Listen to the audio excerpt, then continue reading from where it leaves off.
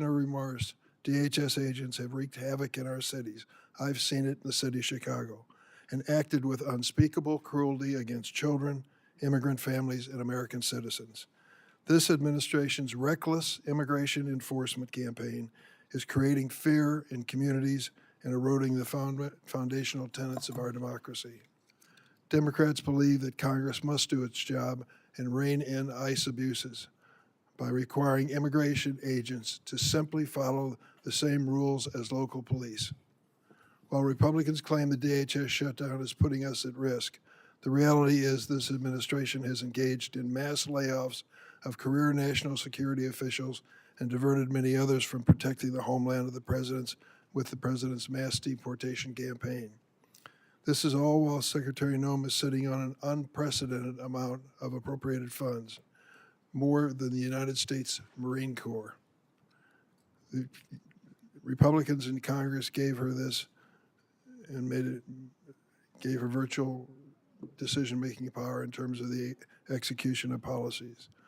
And she is spending nearly $300 million on a fleet of luxury private jets so she can travel in style. Really? Secretary Noem has repeatedly claimed that the department is arresting the, quote, worst of the worst and making American cities safe. In fact, less than 14% of immigrants arrested during Trump's first year back in office had charges or convictions for violent criminal offenses. Less than 14%, 1 out of 7. Immigration agents arrive in cities without consulting local law enforcement. They roam the streets in paramilitary gear and arrest and detain people based on the color of their skin, their accents, and the language they speak, the infamous Kavanaugh stops. That is not a public safety operation. That is a paramilitary occupation. And Secretary Noem has made excessive force the department's default position. In my home state of Illinois, during the so-called Operation Midway Blitz, agents violently attacked, tackled, arrested, and detained immigrants and citizens. They conducted a military-style raid on an apartment complex, kicking down doors and zip-tying children. A Border Patrol agent shot an American citizen, Miramar Martinez, multiple times, 5 times. She miraculously survived. After the incident, the agent bragged on the internet, 5 shots, 7 holes. And this administration didn't just shoot her 5 times. They called her a domestic terrorist, tried to prosecute her on trumped-up charges that were ultimately withdrawn, and fought the public release of evidence in her case. In Minnesota, your agents shot and killed Renee Good and Alex Preddy, 2 American citizens. And as their families struggle with these horrible tragedies, they had to fight baseless accusations of domestic terrorism from Secretary Noem, the head of the agency responsible for their loved one's death. The department has also translated the president's racist attacks into immigration policy. President Trump has repeatedly called Somali immigrants, and I quote, garbage, and said that he doesn't want immigrants from what he calls, and I'm going to clean this up, S-hole countries. I heard him say that in the Oval Office repeatedly. Secretary Noem responded to what she called, quote, a full travel ban on every damn country that's been flooding our nation with killers, leeches, and entitlement junkies. It just so happens that every country covered by the Trump-Noem ban has a majority non-white population. Earlier this month, the Trump administration deployed Border Czar Tom Homan to Minneapolis, supposedly to end Operation Metro Surge. The president is reading his sinking poll numbers and finally recognized the American people are sick and tired and fed up with this heavily armed, masked secret police agents causing chaos in our cities. But the reality is the administration has not backed down from Stephen Miller's 3,000 person a day arrest quota. Meeting this quota is impossible without continuing indiscriminate enforcement. There simply are not enough of the so-called worst of the worst to do it. ICE agents are even arresting trafficking survivors like Luna, who was abused for years. In February 2025, The Trump DHS found Luna's application for a trafficking visa was bona fide. Today, Luna is still in detention. DHS has launched a cruel scheme to purchase massive warehouses for detaining immigrants, some designed to hold 8,000 people. To put that in perspective, our largest federal prison holds 4,000. Listen to what the U.S. Conference of Catholic Bishops said about this. The thought of holding thousands of families in massive warehouses should challenge the conscience of every American. Whatever their immigration status, these are human beings created in the image and likeness of God, and this is a moral inflection point for our country. Even with tens of billions of dollars at your disposal, the administration already cannot meet the basic needs of the 65,000 people currently in immigration detention. Detained individuals, including children and infants, are subject to abusive conditions and inadequate medical care. This includes Liam Ramos, the 5-year-old arrested with his father in Minnesota, who became ill in detention, and Amalia, an 18-month-old baby who became so sick with a respiratory illness she was hospitalized for 10 days, only to be returned to detention and denied medication. We have also seen an unprecedented number of deaths in ICE custody. 7 people died last December alone. 9 have died this year. This includes Geraldo Lunas Campos, who was choked to death by guards. This avoidable tragedy was classified as a homicide by the county medical examiner. The Department of Homeland Security's response? Try and deport the witnesses as quickly as possible. Secretary Noem and her rogue immigration agents seem to believe they are above the law and accountable only to the president and Stephen Miller's evil vision of a hateful America. Chief Judge Patrick Schultz of Minnesota, a Republican appointee, found that ICE violated at least 96 court orders in Minnesota in January, the month of January alone, which he said was, quote, likely more than some federal agencies have violated in their entire existence. And hundreds of federal judges have ruled more than 4,440 times that ICE is detaining immigrants illegally. That is an extraordinary rebuke from the federal bench. It hasn't stopped there. This department has trampled on the Fourth Amendment, forcibly entering private homes and businesses without judicial warrant. The Trump administration has also punished individuals for exercising their rights to free speech and peaceful protest under the First Amendment. They revoked a student's visa for writing an op-ed in America. In America. They have subpoenaed social media companies for information on Americans who have criticized ICE. ICE agents have found the addresses of peaceful protesters and showed up their homes to intimidate them. Now the administration is even threatening to interfere with our elections. President Trump has suggested that the federal government should nationalize elections. Top Trump ally Steve Bannon recently said, "We're going to have ICE surround the polls. We'll never again allow an election to be stolen," end of quote. Secretary Noem went further, and this is what you said, and I quote, "Make sure that we have the right people voting, electing the right leaders to head this country." And the administration has threatened immigration enforcement surges if state officials do not turn over their voter rolls and raided an election office in one swing county. We must ask, what is President Trump's endgame for this reign of state-sponsored violence against America's own citizens? History teaches us that immigrants are the first target when an authoritarian regime seeks to erode civil rights and consolidate power. But immigrants are never the last target. And we know that Donald Trump does not respect the constitutional rights of any American, regardless of party. Secretary Noem, this is the first time we met. I've been on this committee for more than 2 decades. I worked with every one of your predecessors of both political parties. I tried to meet with you before and after your confirmation, but you refused every request. I want to be clear, and you should know this. No official on this side of the rostrum or the other is above the law. You have no right to deploy immigrant agents as a paramilitary force in American cities. You swore an oath to uphold the Constitution.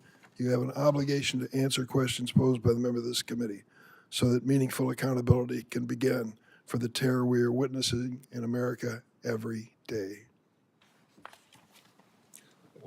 Would you please stand to be sworn? Do you affirm the testimony you're about to give before the committee will be the truth, the whole truth, and nothing but the truth, so help you God? Thank you for that positive response. Please go ahead and give your opening statement.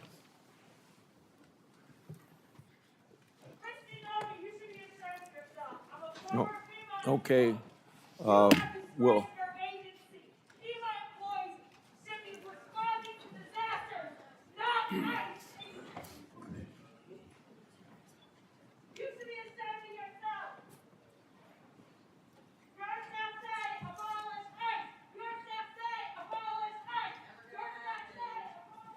You may proceed.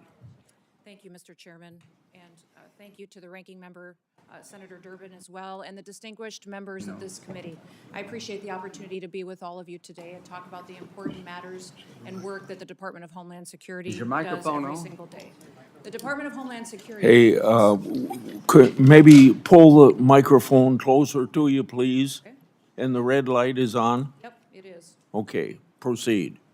The Department of Homeland Security was established in the aftermath of 9/11, one of the darkest days in our nation's history. That resulted in the death of nearly 3,000 Americans. The mission of the Department of Homeland Security at that time was just as critical as it is today. We protect our American people, we prevent acts of terrorism, and we defend our homeland. Every action that the Department of Homeland Security takes is guided by that mission and by that responsibility.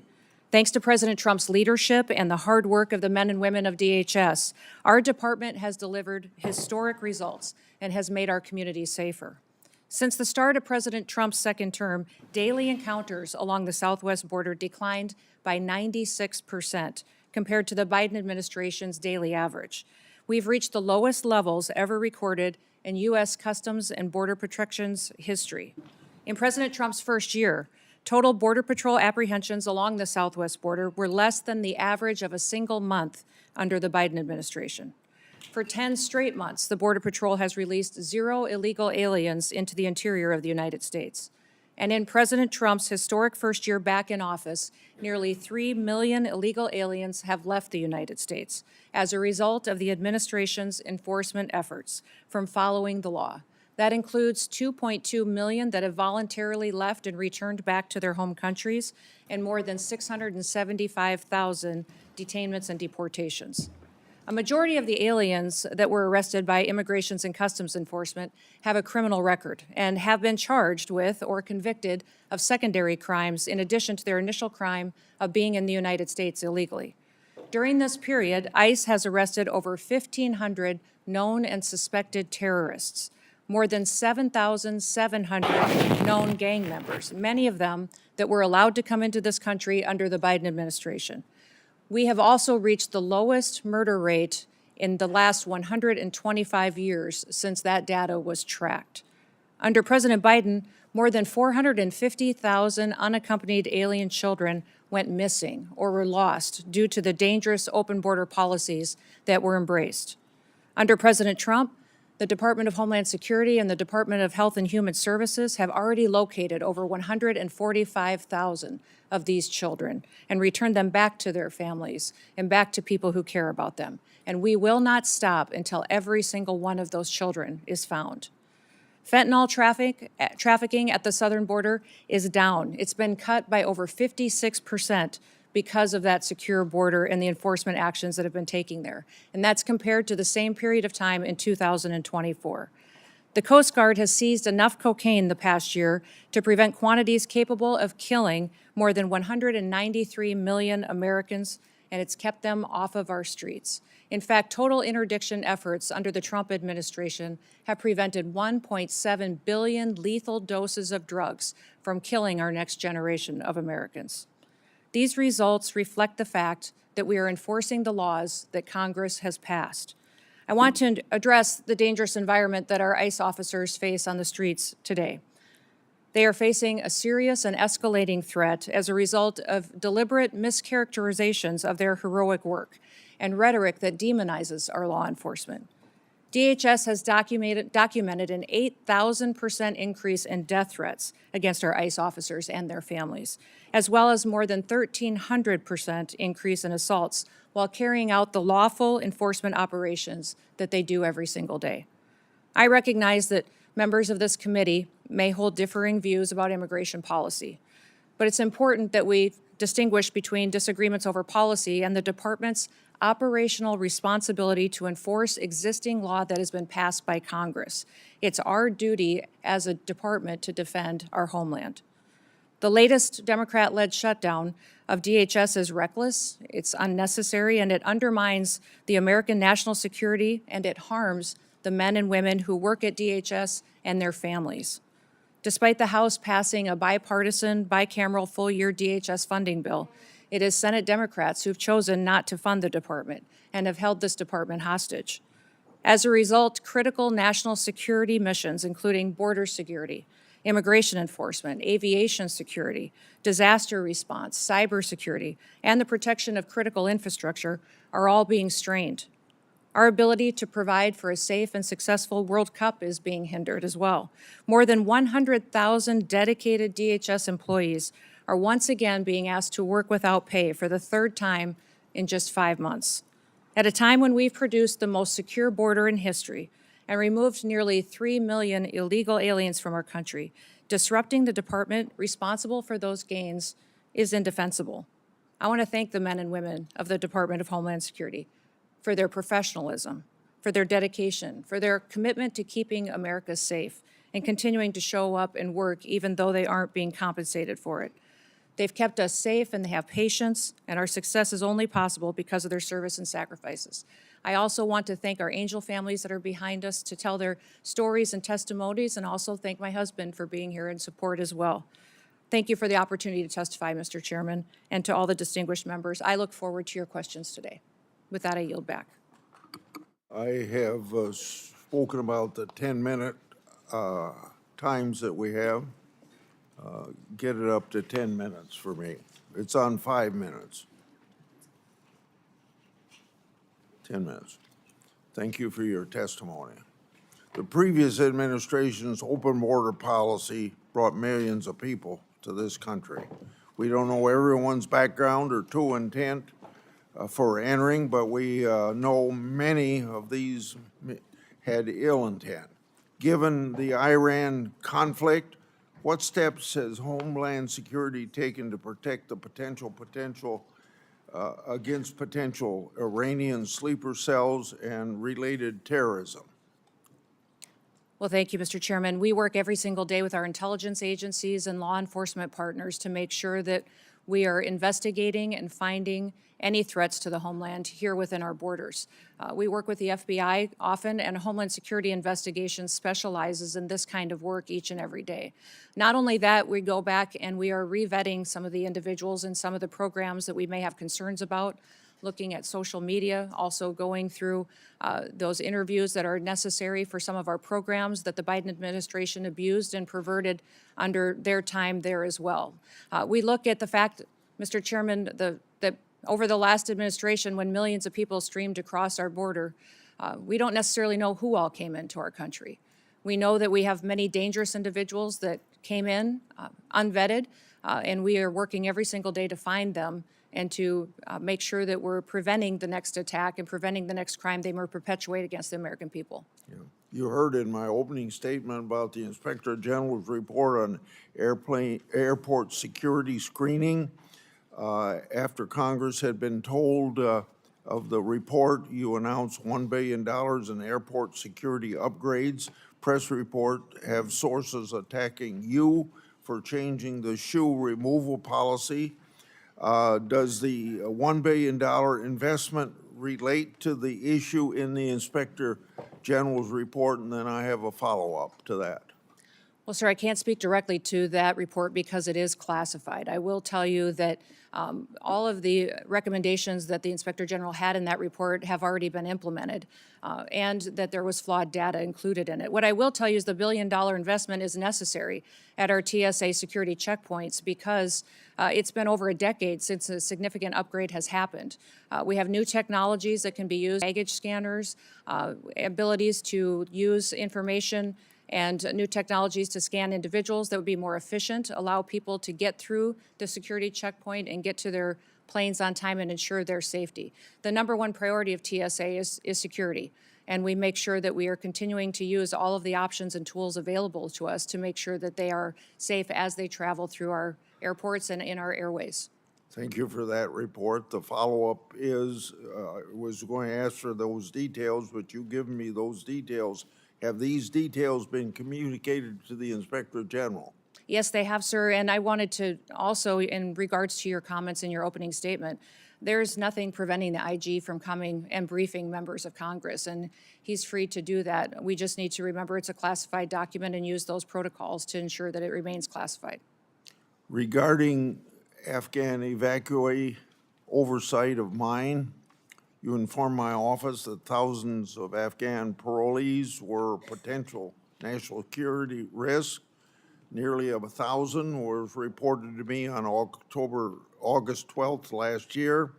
What steps have you taken with the interagency partners to investigate these parolees, and what, if any, national security concerns still exist because of the previous administration's failures to vet? Well, Mr. Chairman, some of the things that we have implemented under President Trump's administration is to go back and look at those individuals who came in under Operation Allies Welcome and make sure that we're re-vetting those, especially those that have come in the last 4 years under the Biden administration, recognizing that they weren't tracking necessarily biometrics or their social media present communication, how they were doing since they've come to the United States. And also, sir, there's a requirement under that program to come back every single year and do an interview to discuss with them and have conversations on what they're doing in the United States, how they're transitioning to the United States under that program, and that was not being done. So we're going back and re-vetting all of those individuals and making sure that we know that if someone is here in this country, that they love America, they want to be a part of our way of life, and they don't wish to do us harm.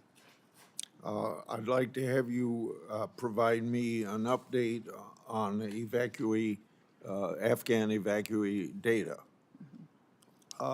As I said in my opening, Trump administration has located over 145,000 children that the previous administration lost. Your department is also performing welfare checks on these children. Describe the ongoing efforts that your department is taking to find children who've yet to be located, and how recent welfare checks expose previous vetting failures. Yes, I would say those 450,000 children that came into this country that were unaccompanied alien children were lost by the Biden administration, not tracked. We've located about 145,000 of them, and we've done that through the investigative work of our Homeland Security Investigations team. They are phenomenal at the work that they do, and they specialize in child trafficking, sex trafficking, and finding individuals that would perpetuate that harm against our children. The one thing that has been challenging is that under the Biden administration, the government paid sponsors in HHS in order to host these children. And those sponsors, many times, we found instances where they trafficked these children themselves. So under that administration, we not only had children that were in this country as a part of a program, the government was paying individuals that were knowingly trafficking them and abusing them. That has stopped. We have gone through and found these children and put them back with their families when we have the opportunity to do so, and with loved ones that will care for them. And I would say that even in one case, we have other countries where we've been working with them to get their children back home, where we've been prevented returning these families back and helping them to be reunified by activist judges. But we will continue to work to ensure that these individuals and these children that were abused by the trafficking over the border have the opportunity to be brought back to their families and to their loved ones going forward. I want to bring up administrative warrants. There's been questions raised about your department use of them. Immigration laws include complex and specialized legal processes. For the record today, please briefly discuss how the administrative warrant works and how often they're used. Well, an administrative warrant is utilized on a regular basis because it's the process that Congress has given us. It's the process in immigration law that you've given us to ensure that someone is returned back to their home country. And I would say that most of the time when it gets talked about, it's inaccurate. In the 400,000 cases that ICE has used these administrative warrants, only 28 times have they been used to enter a home. So it is the legal process that we have, that we follow as given to us by Congress, and it's been affirmed by the Supreme Court as the correct way to follow the law. We will continue using this tool as it's important in the duties that the Department of Homeland Security is responsible for. Under both Democrat and Republican presidents, I've conducted oversight of employees called special government employees. By law, these employee is limited to 130 days a year of government work, and it's been understood that a partial day is 1 day at work. Have you ensured the SGE personnel follow all laws, rules, and regulations as intended? Yes, sir. They have career officials at the Department of Homeland Security that track that data, and they've all followed the laws and the rules regarding special government employees.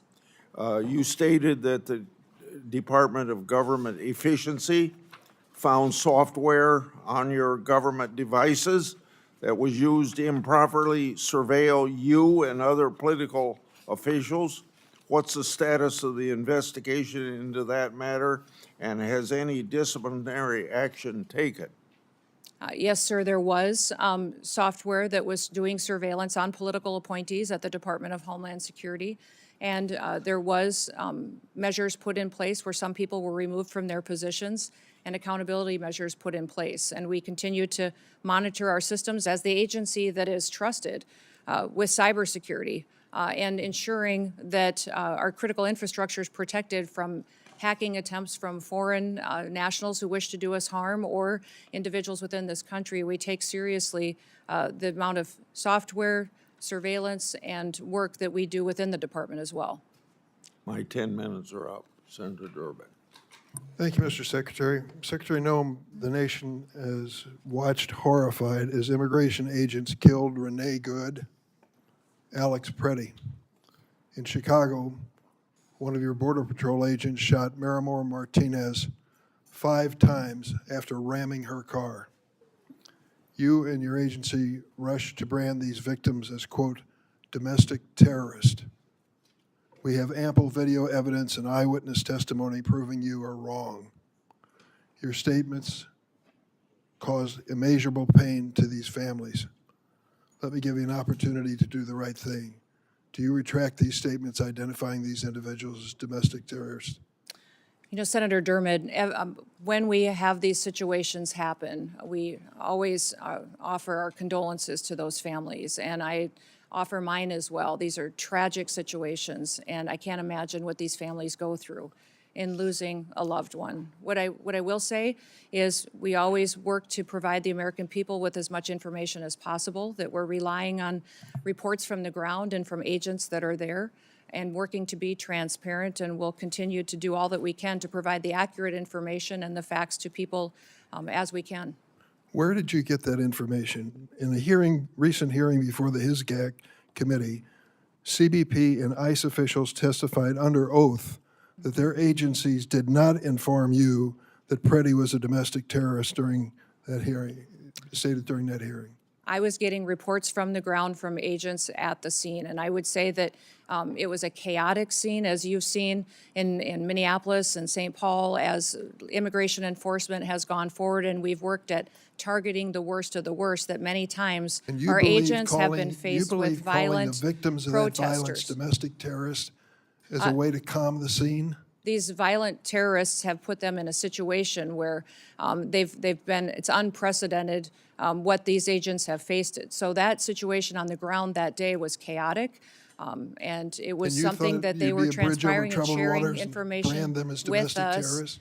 Can you explain why you decided to brand these victims that we all saw on video, who were out protesting the activities of your agency and were killed as a result of it, how did you think that calling them domestic terrorists at that scene was somehow going to calm the situation? You know, Senator, we are working in those situations where there's a tragic loss of life and that there is something that our agents are involved in, that Is we it so continue hard to to say you deliver were wrong? information. Is it so hard to say you were wrong? We and continue, issue a as these retraction? investigations continue to go, we will provide, I absolutely strive to provide factual information and will And continue when to you do fail, that. do you admit it publicly? Absolutely. We always know Will you that there's admit it room now? for improvement, that we will. Keith Porter Jr.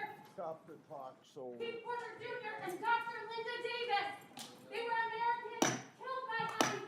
You have not given their family any justice. Say their names. Their Black Lives Matter. Their Black Lives Matter. Their Black Lives Matter. Their Black Lives Matter. I think you can proceed. Thank you, Mr. Chairman. I want to turn to another incident where DHS is concealing the facts from the American public. Geraldo Luna Campos died in an immigration detention. DHS claimed he killed himself, but an independent medical examiner found his death was a homicide. Witnesses stated Mr. Campos was strangled by the guards at a detention facility.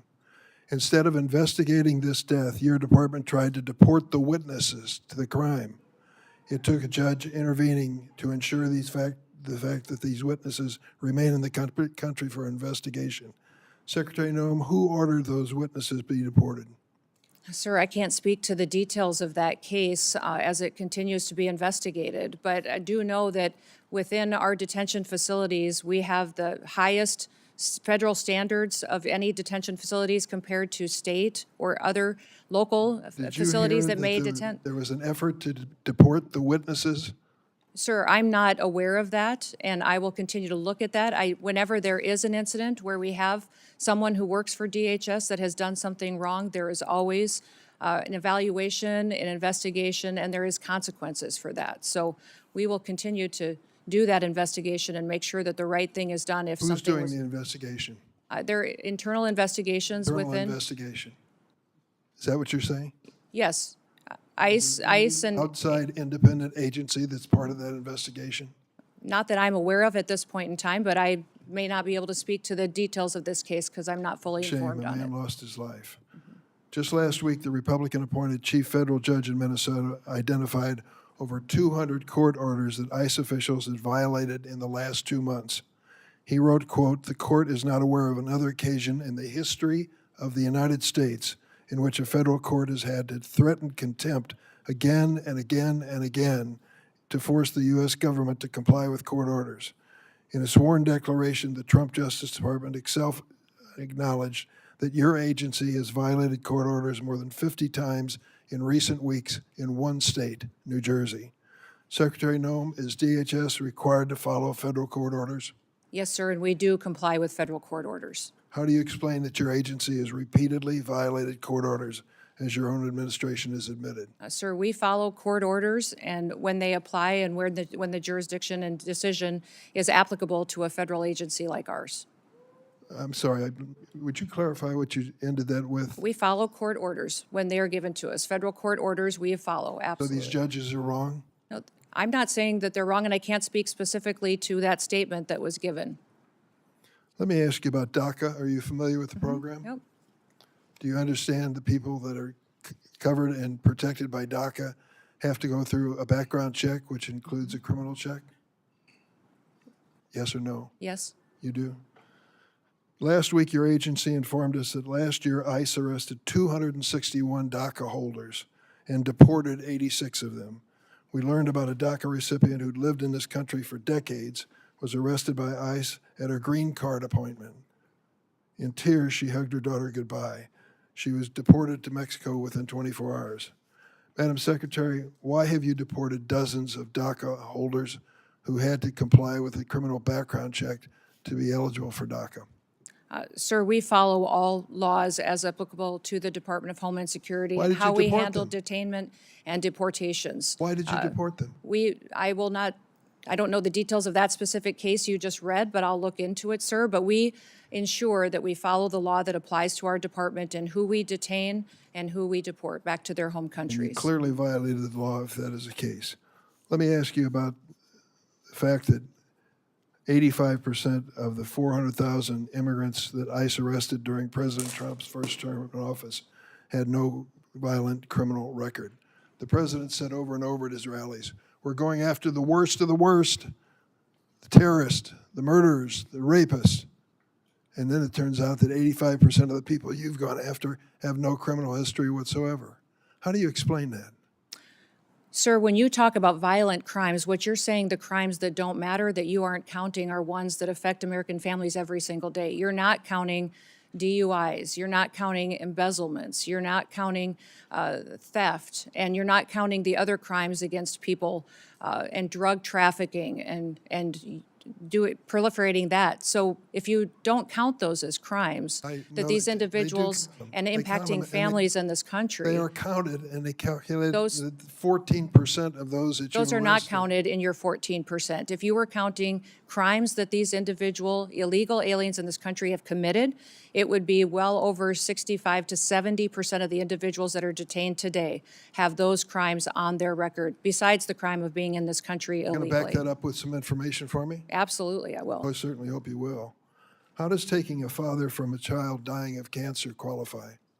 Where would that be? Is that a violent crime? I don't know what you're speaking or I'll tell you referencing exactly to. what I'm speaking of. Ruben Torres, 2 weeks ago, buried his daughter Ophelia. When he was arrested at the Home Depot in Norridge, Illinois, he said to those who, your agents, please let me go home. My daughter is dying of cancer. I would like to be with her in her last days of her life. They said no. They arrested him and deported him for 2 weeks. Finally, he returned for a court hearing. His daughter lived to see that hearing where the court said he was treated unfairly by your agency, and she died 3 days later. I was at her memorial service. Is that really necessary? Was he a violent criminal? Sir, we enforce the law. The laws that are passed by What this law? body and signed into statute on the process for individuals that are in this country illegally, that have final removal orders, and the process given in immigration law. We continue to follow that, and if you don't like the law, I would suggest you change the law. But that is what we do We tried every to single change the day, is law go out with- there. We tried to change it with comprehensive immigration reform, and it was stopped by the Republican House of Representatives. Our job at the department is to follow the law and make sure that we are a nation of laws, because I don't a think nation you're- that I doesn't don't follow think the you're even law close when it comes to that. is no nation at all. I yield, Mr. Chairman. Senator Graham. Thank you very much for coming. Can you hear me? Yep, Thank now you. we can. Thanks very much. Well, let's talk about the scope of the problem you inherited here. My Democratic friends said that sensible immigration is what they've been pursuing, talked about the Gang of Eight and a lot of things I've worked on with. Would you say that the 4 years of Biden was sensible immigration? No. I wouldn't either. I would say it's an obliteration of the border. 11 million people came into this country during President Biden's term. He obliterated all controls. We sent them all over the country in planes, trains, and automobiles. And what's the scope of the problem you inherited? How would you describe the mess that Biden gave you very quickly? Our country was in a chaotic time and invaded over our southern border. Millions and millions of people came into this country. For 11,000 unvetted. murderers, right? Yes, that is correct. 2,700% increase in people on the terrorist watch list, right? That's correct. During his 4 years, President Biden allowed 2,700% increase of people on the terrorist watch list to come into this country. In 2023, 172. Do you know where those people are? No, not So necessarily. we don't know where they are. They're here, but we don't know where they are because they didn't care if they came and they haven't really looked very hard. So sensible immigration died on Biden's watch. It was replaced by out of control, open border, just absolute chaos. And to all the people on the front row that have lost loved ones, I am sorry.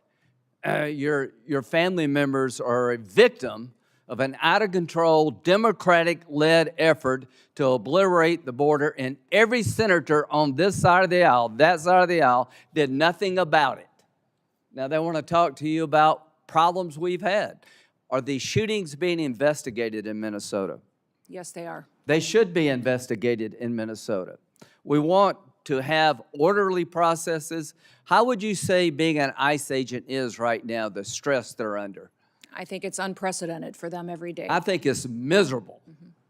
I think it's just a tough, tough job right now. And if they go too far, we will hold them accountable. But I just want the country to know these men and women who are trying to solve this problem that was created by our Democratic colleagues, you have no idea the mess they inherited. This country was overrun by illegal immigrants, murderers, rapists, and just average, everyday people. How many people did Barack Obama deport when he was president? The total, I 3 don't know, but it million. was more than us. How many of them were violent criminals? So when a Democrat deports somebody who's here illegally, that's good government. When a Republican does it, we're Nazis and fascists. If you're here illegally, are you entitled to stay? No. They would allow you to stay. I want you to understand that these people have no interest in cleaning up this mess. In 2026, we're going to have an election about this, and they're openly saying, unless you're a violent criminal, you should be allowed to stay here. Is embezzlement a violent crime? No. Is it a crime without a victim? Yes. If somebody steals your stuff, even if they don't do it through force, is that a crime with a victim? Yes. So all of the Laken Riley, I think she was murdered by a man who was actually in custody. Are you familiar with the Laken Riley case? Yes, I am. Okay, she's a young lady about 60 miles from where I live. The man who murdered her was in custody, was detained by DHS, but was released because they had no bed space in Texas. He went to New York and committed a bunch of crimes. He winds up in Georgia and he murders this young lady. He was in our control. He was released not because he wasn't dangerous, because we had no place to put him. Do you agree those days are over? Yes. Do you agree the most secure border in American history has been achieved by you and those under your control, Yes. working with President Trump? Are you proud of that? I am proud of that. So we're down to like nobody coming across. We went from a invasion to almost nobody. And I hope the American people will appreciate that's a good thing for you. Now we're engaged in military action against the mothership of terrorism, Iran, which I hope will sink pretty soon. Do you think the threat level against the United States is up or down when it comes to radical Islamic terrorists? It's up. It's up? Yep. So you mean they actually may want to come here and hit us because we hit them in Iran? I don't think you have to be, a general to figure that out. Is the Coast Guard without funding? Portions of it. We're keeping some of the salaries paid, but So there's no funds in the appropriation bill for the Coast Guard. Is that correct? that is correct. Because your agency is not being funded. It's the one part of the appropriations bill where we haven't agreed on funding. Is that correct? Correct. So FEMA, no money, right? Coast Guard, no money. Really? Really? ICE, they have money because of the bill we did before. The Secret Service, are these people being paid? Yes, they are. They're being paid, but do we have money? Our law enforcement is paid, but their resources, their administrative They're not staff, being their paid out of contracting. appropriated funds Correct. this year, right? Correct. So in the appropriations process, we've got no new money for the Secret Service. Does that make any sense to anybody in America? Can we not understand America is under siege now? Likely to be attacked because radical Islam is under siege and they're going to hit back. And we're sitting here looking at each other and not funding DHS? If you want to reform ICE, great. Count me in. If you want to make DHS more professional, count me in. If you want to investigate bad shootings, count me in. If you don't want to do away with sanctuary cities, count me out. What's a sanctuary city? A city that protects itself from our federal immigration efforts in their city. Are there sanctuary cities and states in this country? Yes, there are. Look at this chart. There are 200 plus sanctuary counties. There are 12 sanctuary states. 8 million illegal immigrants reside in sanctuary jurisdictions in defiance of federal law. A sanctuary city refuses to turn over to the federal government people that are subject to deportation. Is that correct? Correct. They make a choice, these sanctuary states, counties, cities, not to cooperate with federal officials, and the laws have been on the book long before Donald Trump, right? Correct. Do you think it would be good for the country to abolish sanctuary cities and states? I do. Do you believe as long as they exist, it will be a magnet for future immigration, illegal immigration? Yes, I do. So if you're a legal immigrant and you can get to one of these sanctuary cities, states, or towns, you believe you'll never leave. Until you fix this, you're going to have illegal immigrant magnets. Do you agree with that? Yes. Would you urge the Congress to abolish sanctuary cities Yes, I would, sir. and sanctuary states?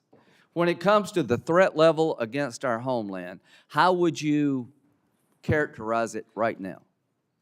Right now, I would say, sir, that we should have our every effort within the Department of Homeland Security out protecting people 24/7, because we face not just enemies from overseas that threaten our way of life and our American values.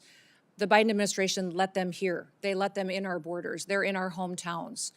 They are unvetted, thousands and thousands of people that are dangerous criminals, gang members, known and Who's this suspected guy? terrorists. Who's this guy? He is the man that conducted the horrific act down in Austin. Okay, what country did he come from? I think Senegal. Okay, and he was killed in Austin, Texas, right? He was. And the shirt said what? Property of Allah. Property of Allah. And when you went to his house, you found a what kind of flag? Iranian flag. Iranian flag. Wonder how many people are like that here, waiting to pounce. And DHS doesn't have appropriated funds. This is insane. There are more people like this. We obliterated our borders. 1.7 million people came into this country from countries that were designated to be a problem. Special interest aliens. Are you familiar with that? Yes, I am. So 1.7 million came from countries that would make you a special interest alien because of the nature of the country. Libya, Nigeria, North Korea, Afghanistan, China, Cuba. Do you know where those 1.7 million people are? Not all of them. Yeah, I don't know. I don't know where they are either. But they let them in. We don't know where they are. They came from countries that are so dicey. We made you a special interest alien if you came from those countries. So we're having a hearing here. I'd like to make ICE more professional. I'd like to make sure if there was a bad shooting, it's documented as such and people pay a price. But I will not apologize to anybody in this room to try to clean up the mess that Biden started and you empowered. We've got to deal with this. We've been invaded. Only God knows how many people are here and what they're up to, and we're not going to stop. We're going to learn, but we're not going to stop because America is under siege, and the idea we're not defunding DHS is insane, criminally insane. Senator Bayh. Thanks very much, Chairman. Let me start by noting that we have repeatedly said, our ranking member on the Senate Appropriations Committee, Senator Murray, has said that we are more than willing to fund TSA, more than willing to fund the Coast Guard, more than willing to fund FEMA, and that it is the administration that is holding those agencies hostage in order to extract additional funding for ICE and CBP. That is our quite clearly stated position, and I just wanted to recognize that now. Ms. Noem, I want to walk you through an incident that took place in Rhode Island. We have a courthouse in Rhode Island, our Superior Court. The court had an agreement with your organization not to conduct operations in that courthouse. Despite that agreement, your officers went in to conduct operations in that courthouse. They went in plain clothes and masked, so maybe they were aware of the agreement, maybe they weren't. Either way, it was unprofessional not to honor the agreement with the court. There is also a court rule against photographing people in the courthouse.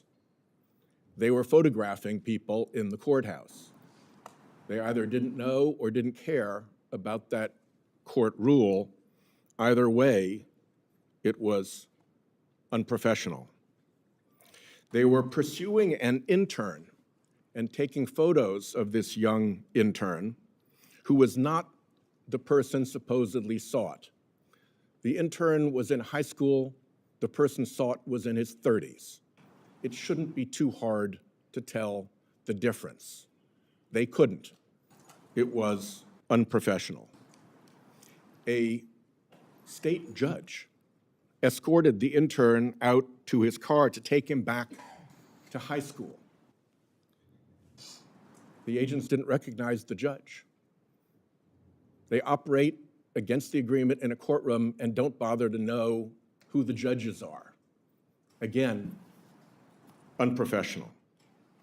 They followed the judge out to his parked car, which was parked in a spot reserved for judges.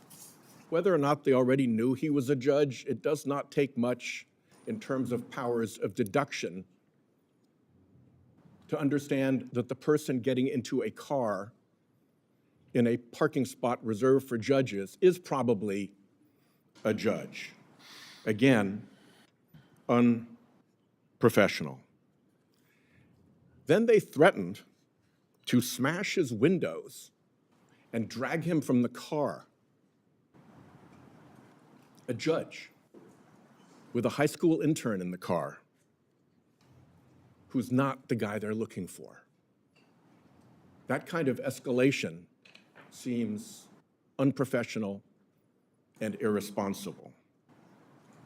Then they held the kid for half an hour in another vehicle while they figured out that, in fact, the high school kid was not the 30-plus-year-old person that they were supposedly looking for. Nobody was hurt, but there was nothing professional about that entire exchange. And I would ask you to send a signal down to your folks to stop that kind of dangerous and unprofessional nonsense, particularly in our courthouses. Let me ask you, why don't you deconflict with local enforcement when you operate?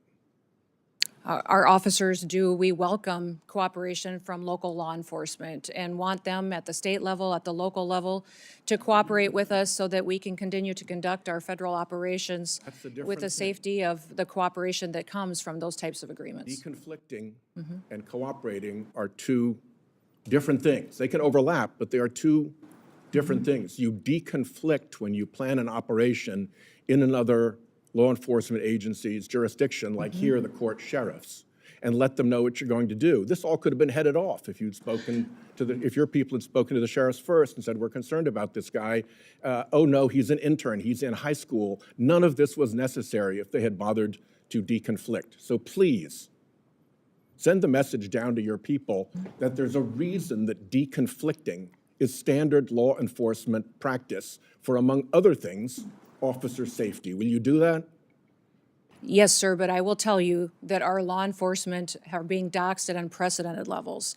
So at times we've run into situations in sanctuary cities or in sanctuary states where notifying that local law enforcement on some of these operations has doxxed them and their families and leaked a law enforcement operation, which puts people's lives in jeopardy. So they absolutely want to work with cooperative local law enforcement. About that, and in that case I strongly specifically, suspect that there's a big difference these between individuals. non-cooperation and actual interference with your operations. But I'll reserve that to a question for the record so you can substantiate that.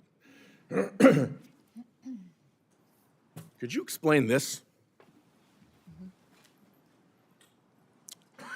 Sir, I'm looking at a picture of an interior, looks like a bedroom. Of an airplane. Yes, sir. You're not familiar with that? These photos are not accurate. If you're referring to the airplanes that the Department of Homeland Security has purchased and are purchasing, we're using them for long-range command and control aircraft that is dictated in statute by Congress for the Department of Homeland Security to have a plane. You did not use a luxury jet with a bedroom in it? Yeah, we used a 737. I've been on it once, but it is being used by other administration officials, and it is used for command and control flights for the department. The department has found that in purchasing our aircraft, that we will save the taxpayers hundreds of millions of dollars. Does it have a bedroom in In it? fact, we spent $1.42 billion on ICE deportation flights Does it last have a bedroom year. in it? I believe it's being refurbished and not having a bedroom in it, so it is being refurbished. What kind of This, deportee justifies being flown out of the country in a luxury jet with a bedroom and accommodations like this? there are aircraft being purchased that will be utilized for executive air travel and for deportations. Well, your If you people remember said in the that this past, was we gonna have be used, we have deportations. used jets of this size and this configuration for deportations in the past. If you remember In this the, configuration, by this Well, configuration, you mean I with a didn't see bedroom the and inside luxury of 'em. accommodations like this That you've plane- used for deportations. Is that true? sir, we have 737s that are being purchased by the department to replace contracts that we have on ICE deportations.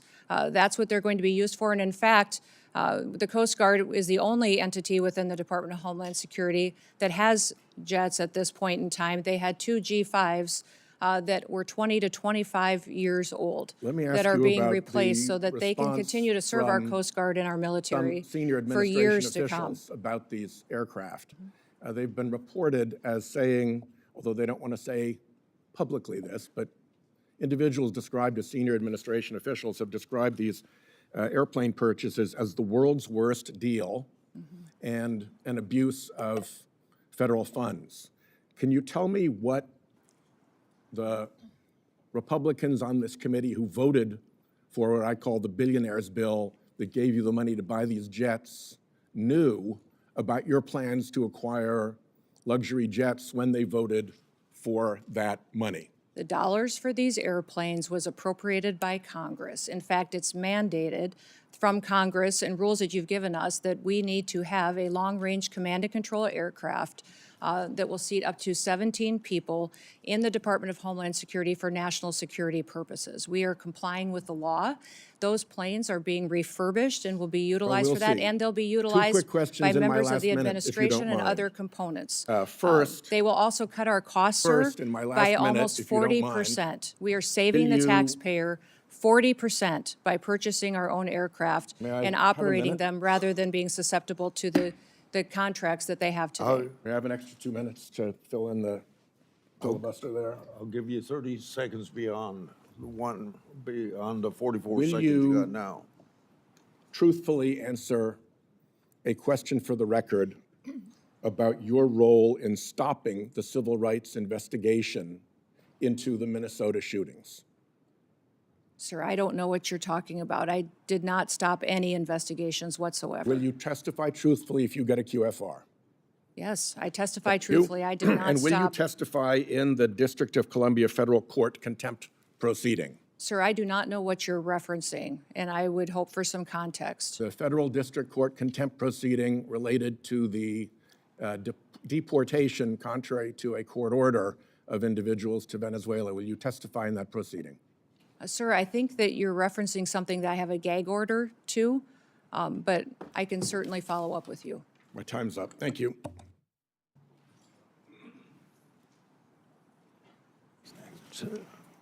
Senator Kennedy, you're next. Thank you, Mr. Chairman. Thank you, Madam Secretary, for being here. President Trump, ably assisted by Mr. Stephen Miller, quickly in the President's second administration developed policies to secure our southern border, policies that you and the Department of Homeland Security implemented. And I congratulate all of you on your success. Properly vetting people at the southern border is not racist, is it? No, Could you answer for the record? no, it is not racist. Properly vetting people at the southern border is prudent, isn't it? Yes, sir, it is. And to do that, we need the Border Patrol, do we not? Yes, we do. And we also need ICE, do we not? Yes, we do. Okay. I just wanted to get my congratulations on the record. I believe you have a policy, Madam Secretary, that you have to approve all contracts at your department over $100 million. No, sir, I have a policy in place that I review contracts. My deputy chiefs have the ability to review anything under 5 million. Above that, I evaluate and look at. Okay. And you do that, I understand, to try to curb waste and abuse of taxpayer money. Is that right? Yes, sir. In fact, it's been extremely effective. We've saved the taxpayers over $13.2 billion just by evaluating contracts, negotiating lower ones, and canceling ones that aren't necessary to do our duties.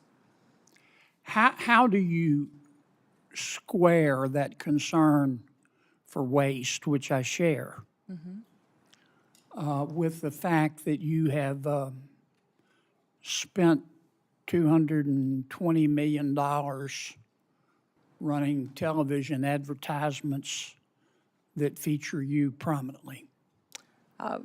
Sir, the president tasked me with getting the message out to the country and to other countries where we were seeing the invasion come from, with putting commercials out that told them that if they were in this country illegally, that they needed to leave, or we would detain them and remove them, and they'd not get the chance to come back to America the right way. The That has been president- extremely effective. Ask you to run these advertisements, is that right? We had that conversation, yes, before I was put in this position and sworn in and confirmed, and since then as well. Okay. Did you bid out those service contracts? Yes, they did. They went out to a competitive bid, and career officials at the department chose who would do those advertising commercials. And the people that you ended up picking were people who had formerly done your political work back in South Dakota, is that right? No, that's not correct, sir. I think it is. No, it's not, sir. The individuals who, I believe the careers who they chose were two different media firms. There's been conversation about their subcontractors, but we have no legal authority to look into subcontractors on work like that.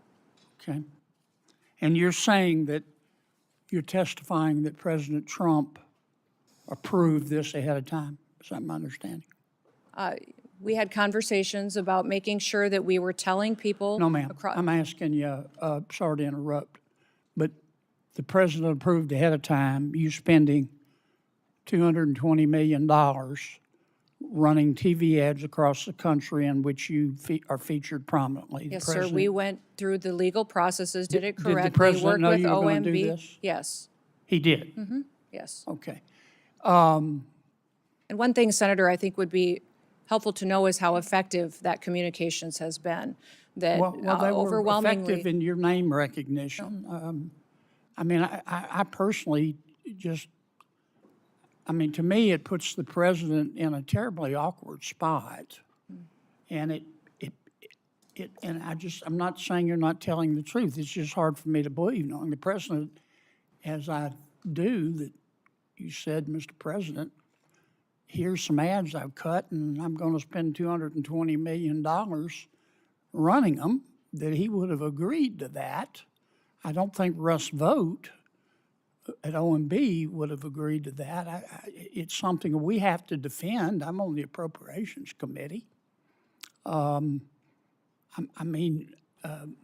My research shows that you did not bid them out, that you pick, in fact, one of the people you picked, the strategy group, Safe America Media was a company formed 11 days before you picked them, and that the strategy group got most of the money, and the head of that is married to your former spokesperson.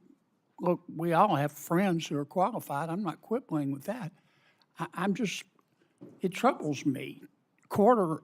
A fifth to a quarter of $1 billion of taxpayer money when we're scratching for every penny and we're fighting over rescission packages I just can't agree with, Madam Secretary. Are you still running those ads? No, Senator, I did not have anything to do with picking those contractors. No politicals at the Department of I Homeland understand. Security I did. understand. Are you Career still running officials those followed the ads? competitive bid process for Are that. you still running Everything those was. ads? I think the ads are due to end here in March, I think within a week or So two. they I'm are not sure still of the running? update. The one that is running is focusing on angel families. Have you seen that? It is the one that's talking about this is our why. This is why we work every day. Okay. Is for the angel I've gotta families move and their on. victims that need to. After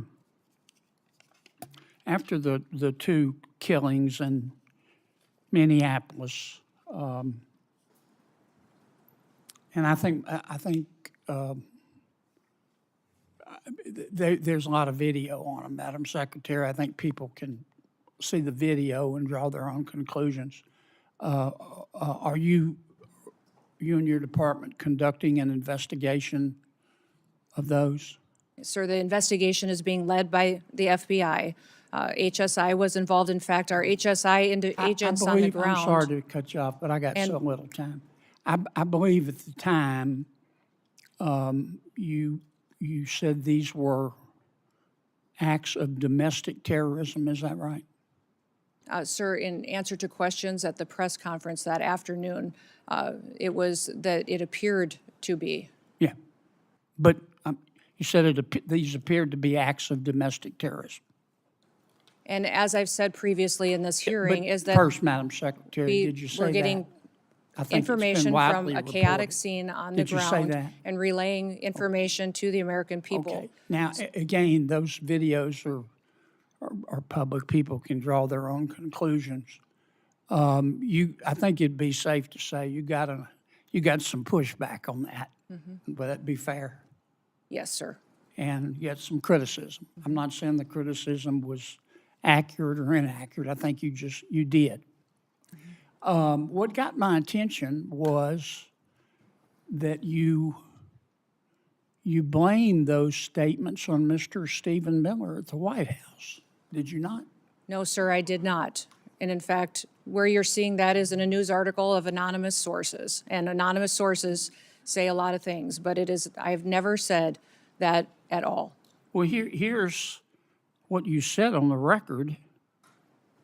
I'm going to read your words. Quote, everything I've done at the direction of the president and Stephen. Sir, where did you see me say that at? You read that in a was news reported article with no sources You said it on affiliated the to it. record on January 27th of 2026.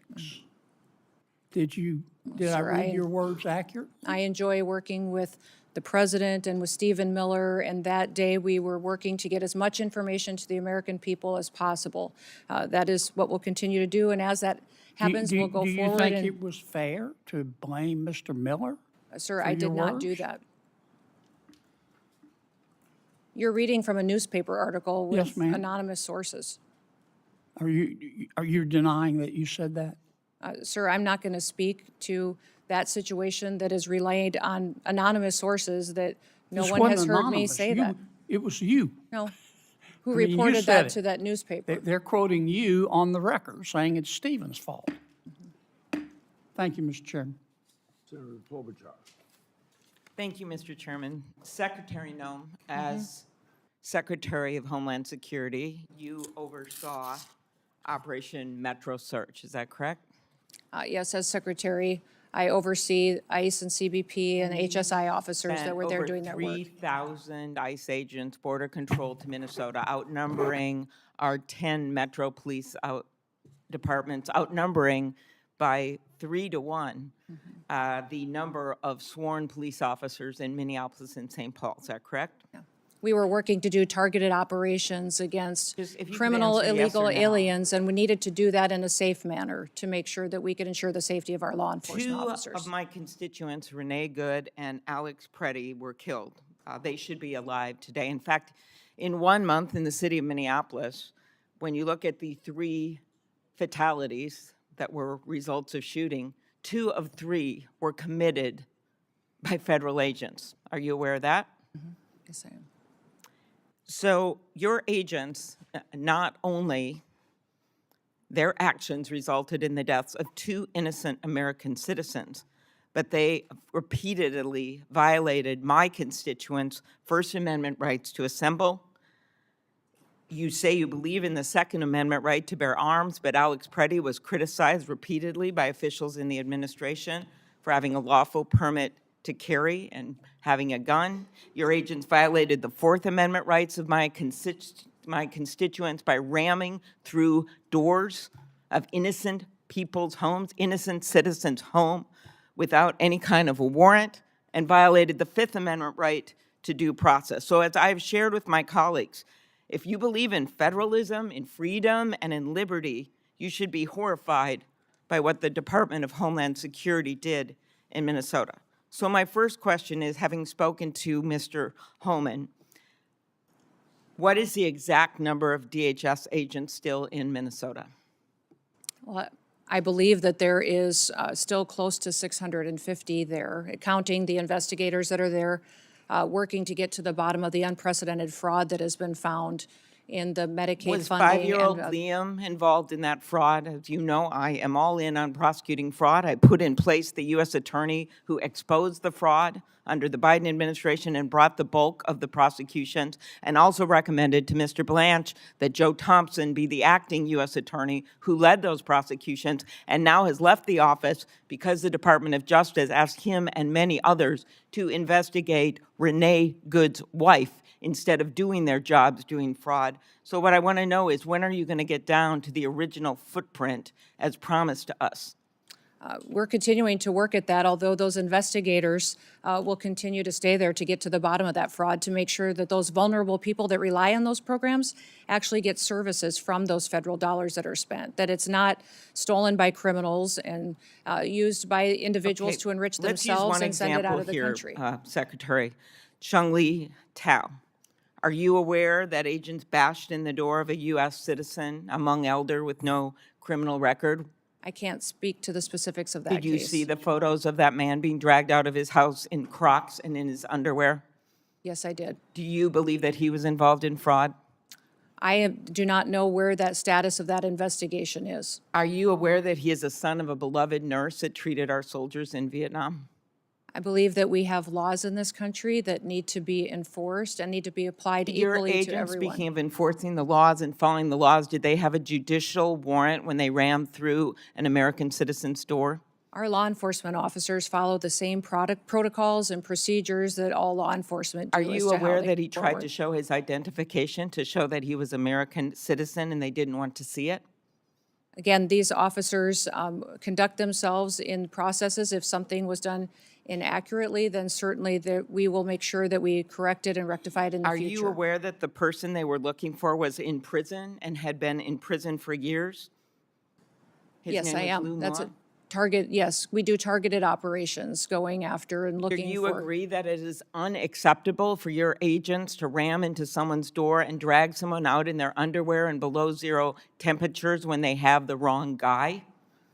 Our officers conduct targeted operations and utilize the law processes that are given to them and the You will not answer that tools. you think that's wrong.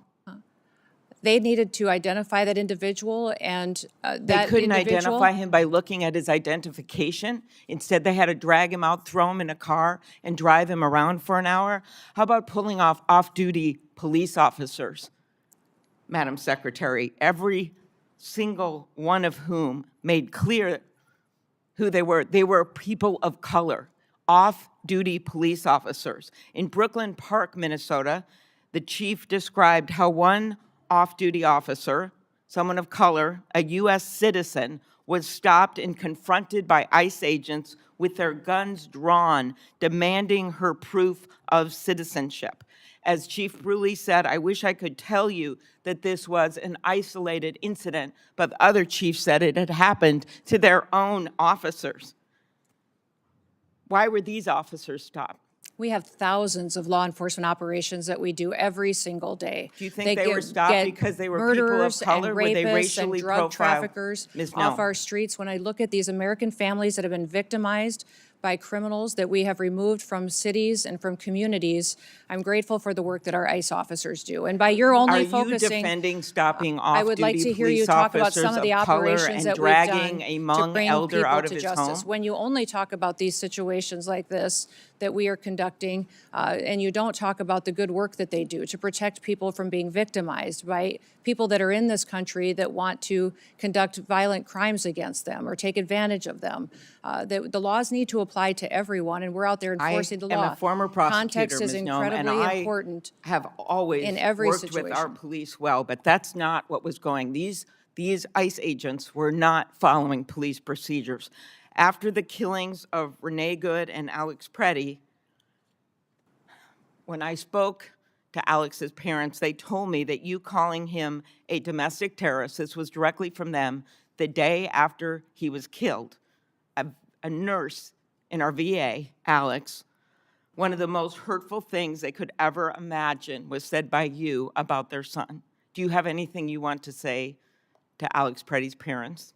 We were relying in the hours after that incident that was so horrific on information we were getting from the ground from our I just agents. asked if you had But I would anything you wanted to say to the but I would parents say or to the family that's of what I'm Renee doing Good right after now, is you that called I them domestic can't terrorists. even imagine what they have gone through in the loss of their son and the loss of their family members. But It's how about absolutely specifically tragic, calling them and I domestic send terrorists them- without any evidence of this. that?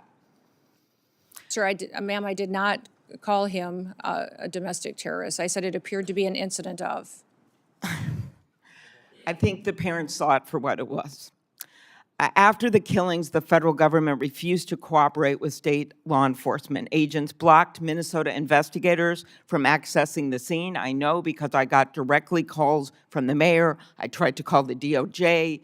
I tried to do everything I could because they were very worried about what was going to happen immediately, especially after Alex Preddy's death. Do you think that blocking local law enforcement from the scene of a shooting makes people safer? Yes or no? Actually, our HSI law enforcement officers risked their lives on that scene, preserving evidence and keeping the violent rioters away from the evidence so it What could be life was preserved for lost the at that investigation. scene, Secretary Noem? Yes, I Was understand that. Alex Preddy's life And that was after it lost. became I very, believe it is in the interest of justice to have a full and transparent investigation. yes, the investigation's being led by FBI and internal investigations as well into this incident. Will you commit to reversing the decision to cooperate with the Minnesota Bureau of Criminal Apprehension, an agency of seasoned professionals that the agents worked with directly, FBI agents worked with directly to investigate after the shooting, assassination of Speaker Hortman, after the killing of those two little kids in that church with the bullets going through those stained glass windows? In both incidents, our federal and local law enforcement worked together and are working together in those investigations. But they have been blocked, the locals have, from being part of this. Why is that, Ms. Noem? The FBI is leading this investigation, and I would leave that question for them to answer. Thank you. Before Senator Blackburn, without objection, I'll introduce into the record unaccompanied children case study that the Trump Health and Human Services provided to my office. These records describe horrible cases in which children were forced to work to pay smuggling fees, physical assaulted by sponsors, and denied chance to attend schools. The unaccompanied children case study are further evidence of the previous administration's policies to put children in harm's way. I appreciate the cooperation of the Trump administration. Is there any objection?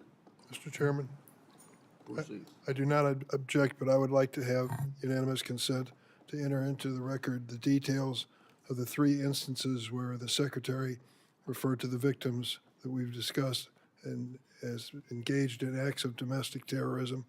We have the exact statement, the exact date and time that you made those statements.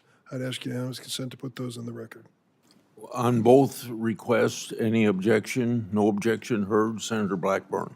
Thank you, Mr. Chairman. Madam Secretary, thank you for being here today. And I want to thank you so much for the work that DHS and FEMA have done in Tennessee.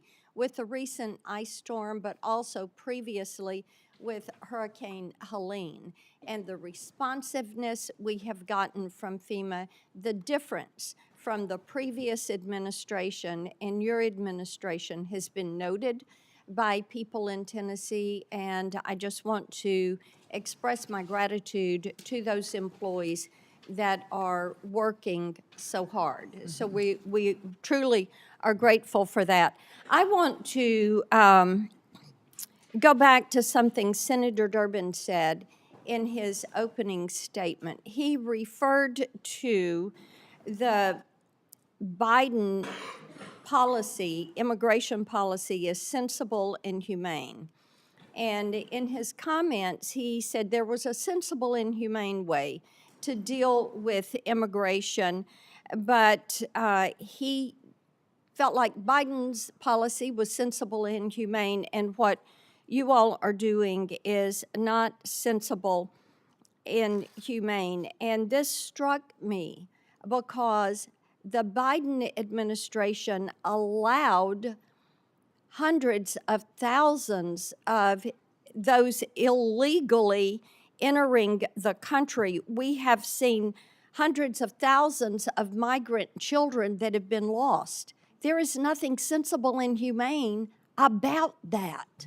There is nothing sensible and humane about having terrorists walk across our border and come into this country.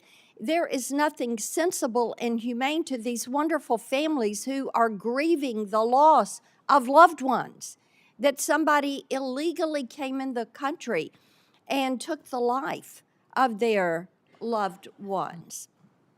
So those comments really struck me. And I want to provide you the opportunity to respond to what Senator Durbin supported, the Biden immigration policy. We had hours and hours of hearings dealing with such. He supported the Biden DHS. But to me, there is nothing sensible and humane about allowing millions of people to violate the rule of law in the United States. And I yield to you for a response. Yes, well, thank you, Senator. When you look at the Biden immigration policies, I think Senator Durbin is ignoring the consequences of illegal immigration. Over 30% of the young girls that crossed that border during that invasion were raped and brutally harmed by people along the way. There's nobody that crossed that border, came in from Mexico, that didn't have to pay a cartel member to get into this country. Those cartels have been enriched and made sophisticated and professionalized by the money that Joe Biden facilitated putting into their pockets by allowing that invasion to happen and funneling people into the cartel's hands. I also would say that 4,000 people died during that invasion, when people were coming into this country, died because of the inhumane circumstances that were going on, from the heat that they were having to deal with, from drowning in the river. It was not humane what we saw being facilitated by the Biden administration. So every day, the people at the Department of Homeland Security get up to defend this country and our borders and the citizens that live here. I know, Senator Durbin, that you appear to be very concerned about illegal immigrants that are in this country. I will tell you that as a Secretary of Homeland Security, I am very concerned in doing my job and protecting American citizens. That's my number one priority, and I will continue to enforce the law and make sure it applies equally to everyone that's in this country. Thank you. Joe Kent, who is the director of National Counterterrorism Center, last year told the House Homeland Security Committee that there are at least 18,000 known terrorists that are here in this country. And I've heard from Tennesseans all weekend long about their concerns. The attack in Austin was really quite unsettling. And the awareness that there are these terrorists that are among the citizens here in our country. So would you lay out, not only for this committee, but for the American people, what steps are you and your team taking right now to make certain that we apprehend, detain, and prosecute these terrorists before they have the ability to conduct any act of evil. Well, Senator, when you let millions of people into this country unvetted, you truly don't know how many dangerous, known and suspected terrorists there may be in this country. We continue to do our investigative work. We continue to look at individuals that are here that may be committing crimes and working with local and state law enforcement where possible. What I would say is anybody that we know that the Biden administration has given green cards to or naturalized. We're going back and re-vetting those individuals, those who came in under refugee programs. We are re-vetting those individuals and interviewing them and talking to them to ensure that they are someone who is here appropriately and they didn't come in under a program that was abused by the Biden administration. We continue to use our intelligence and analysis department under the Department of Homeland Security to gather intelligence and cooperate with other intelligence agencies and with the FBI to go after and to prosecute those who would wish to do us harm. We're grateful for the American citizens that work with us, and we understand that people who are in this country illegally and have final removal orders should be detained. Our priority is going to continue to go after those worst of the worst and to make sure that we are getting them out of our country as soon as possible and brought to justice if they've committed crimes here. There are a couple of bills we were able to fund in the Working Families Tax Cut Big Beautiful Bill back during the summer, and we're so grateful for President Trump and the attention that he put on some of these issues of protecting the American people and making that the priority. And you know, that's a part of upholding our oath. I think many of us were struck last week when the president asked, do you think it's the first order of business to protect the American people? And many of our colleagues on the other side of the aisle just sat there. That was stunning.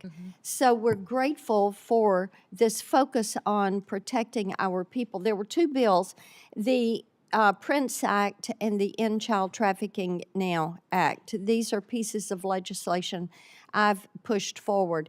Now, this helps with protecting these children that are being trafficked, many of them globally trafficked. We're fully aware that Homeland Security investigations, and I think they're defunded right now during this shutdown, are trying to find some of these traffickers, rescue these children, and return them to their families.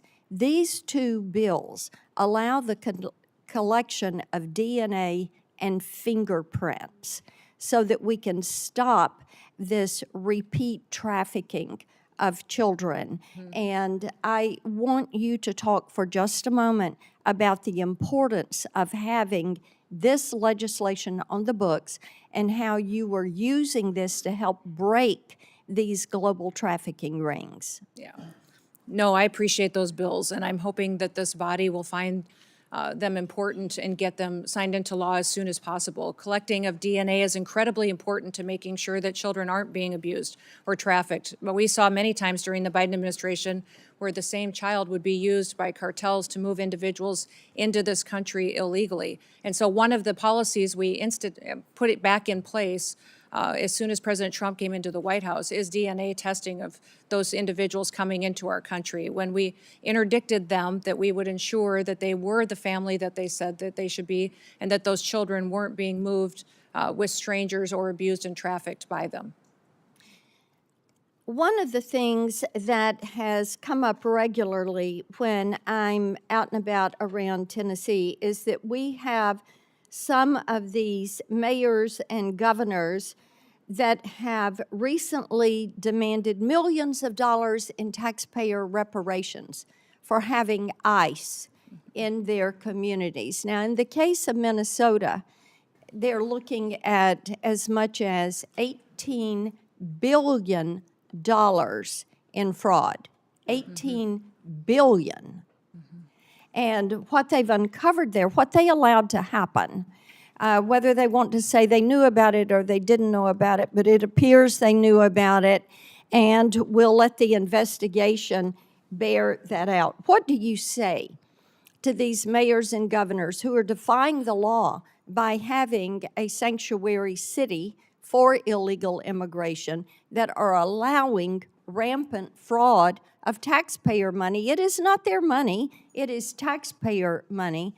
They allow it to happen, and then they are so brazen and calloused and disrespectful of the taxpayer, they stand up and demand reparations. What do you say to them? Yeah, it's impossible to take them seriously. The hypocrisy of saying that you care about your economy and you care about your citizens when you've allowed that kind of fraud to go forward that they have in these programs. And these programs are there to care for individuals and give services to some of our most vulnerable in society. Those individuals that have developmental disabilities, individuals who need special services in order to care for them and to help those families for a period of time with individuals and their family members that need to be that specialized care. They have stolen that from them, allowed individuals to abuse those programs, and have done it to the detriment of not just their families there, but also the businesses there and the educational entities and even their credibility to speak. You know, if those are the same individuals that called our ICE officers the Gestapo and demonized them, and their rhetoric is very detrimental to the environment that we face every day on our law enforcement operations. So my hope is that we'll continue to get to the bottom of those investigations and bring those criminals to justice. Before Senator Coons, Senator Durbin wanted to. Mr. Chairman, the senator from Tennessee invoked my name several times, so I'd just like one moment to respond. What she said is simply inaccurate. I didn't mention the Biden administration at all in my opening statement. What I said, and I still believe, is that if we work together in a positive, good faith, bipartisan effort, we can come up with a sensible, humane immigration law for America. You've heard the witness say repeatedly, we write the laws. She's correct. We need to accept the responsibility of writing a law that is sensible for this country. What I think is happening now in this administration is neither sensible nor humane. I yield. Senator Coons. Thank you, Mr. Chairman. Madam Secretary, thank you for appearing before us. It is your duty and mine, all of ours here, to protect our American homeland and our citizens, but to do so in a way that is legal, that is humane, that is effective, and principally constitutional. So let's get to that. Foundational to the administration's entire immigration agenda and to everything we've seen in the streets of Minneapolis and other cities across our country is your pursuit of higher and higher numbers for deportation, the mass deportations that Stephen Miller designed and President Trump has ordered you to implement. It's why we have roving patrols, racially profiling whomever they see and creating a show-me-your-papers state. It's why you go into sensitive locations like churches and hospitals and schools. It's why you have been arresting children, the elderly, refugees, the disabled, including a resident in my own state suffering from severe developmental disabilities. When there's pressure on you to hit high numbers, you don't have the time to focus on targeted effects to find violent criminals on the run. It's easier to simply round up people here breaking no laws and contributing to our communities. It's why you deny people due process and rush them out of the country. And it's why you've put poorly trained ICE recruits on our streets engaging in reckless and dangerous tactics. Does DHS, Madam Secretary, operate on any quotas or numerical targets for immigration arrests every day? No, Senator, we do not. We do targeted law enforcement operations going after those worst of the worst criminals that are here I would illegally. certainly prefer it if you did targeted operations against the worst of the worst, but just last year, Stephen Miller, who's the President's Homeland Security Advisor and Deputy Chief of Staff, went on Fox News and said, we're setting a goal, a minimum of 3,000 arrests for ICE every day.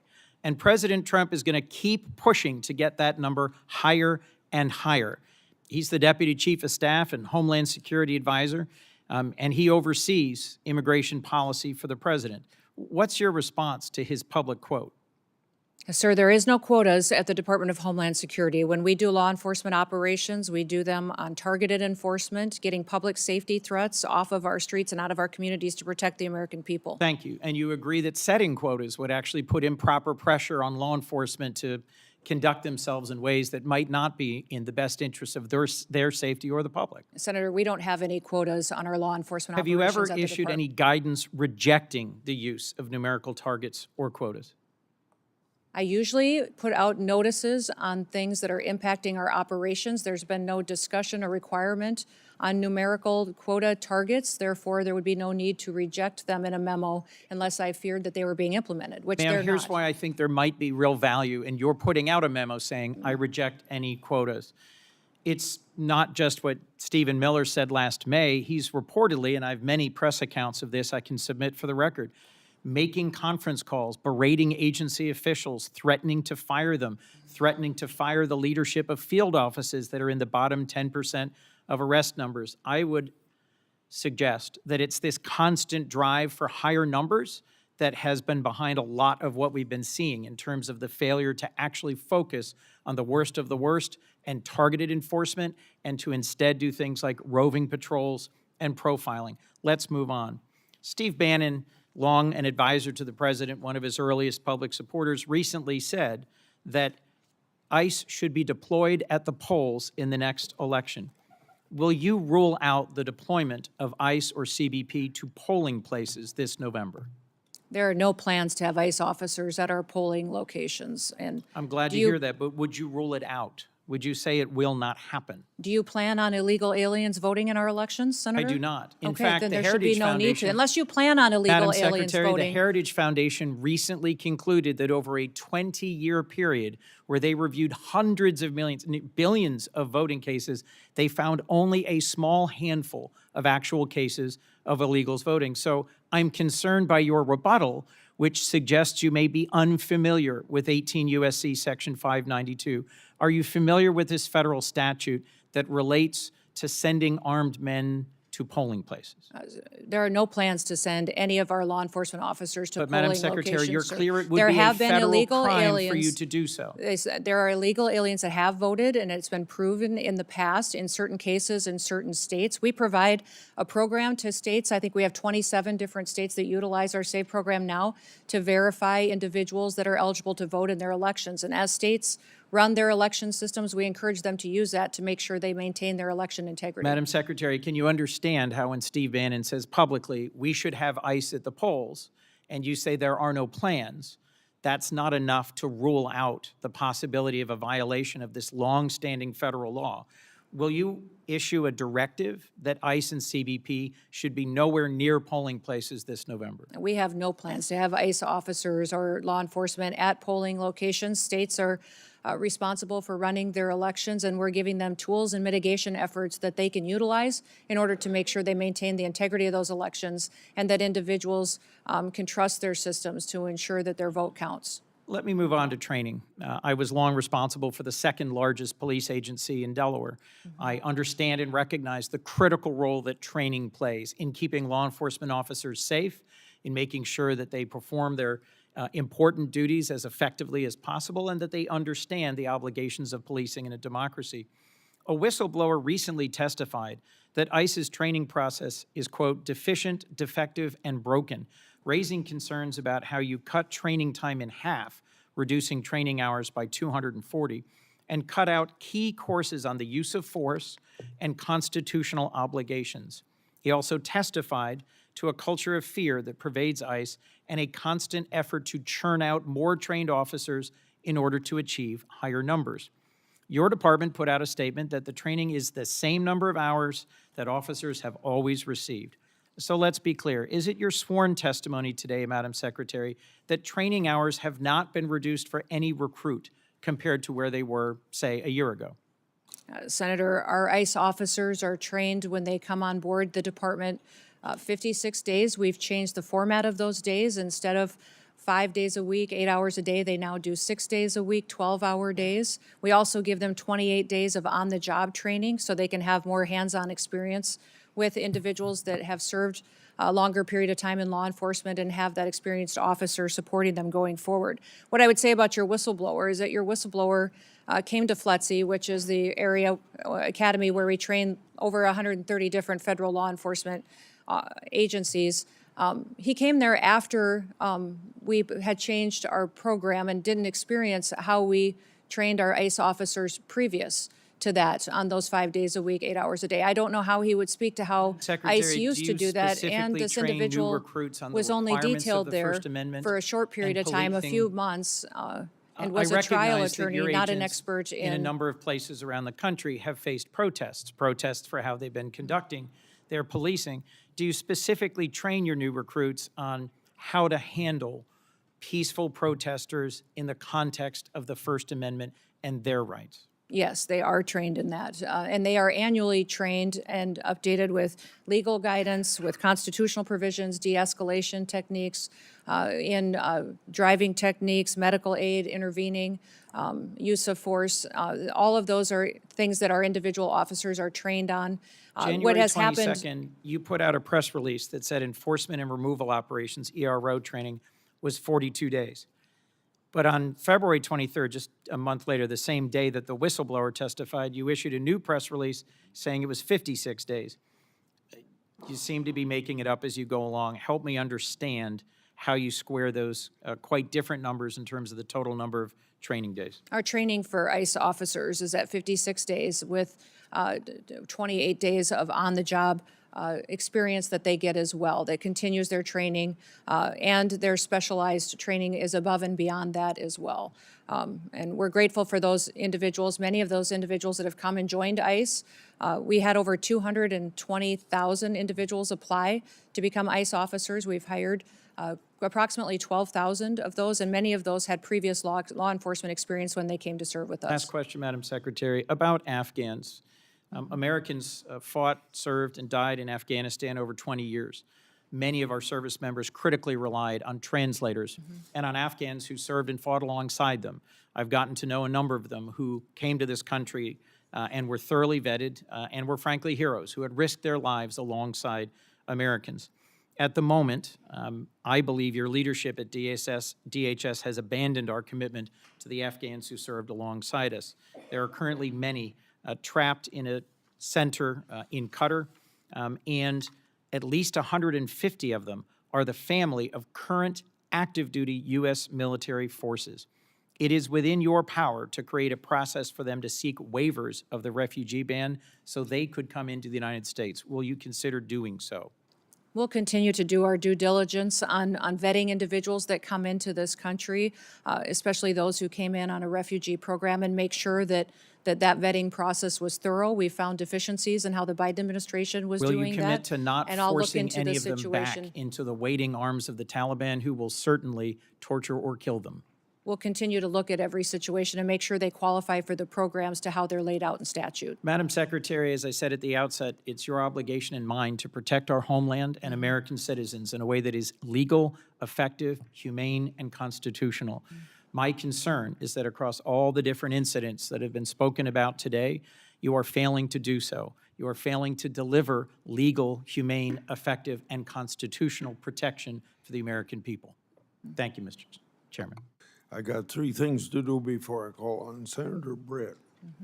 First of all, Madam Secretary, you can correct me if I'm wrong, but it seems to me the answer you should have given about Steve Bannon is he's not even in the administration.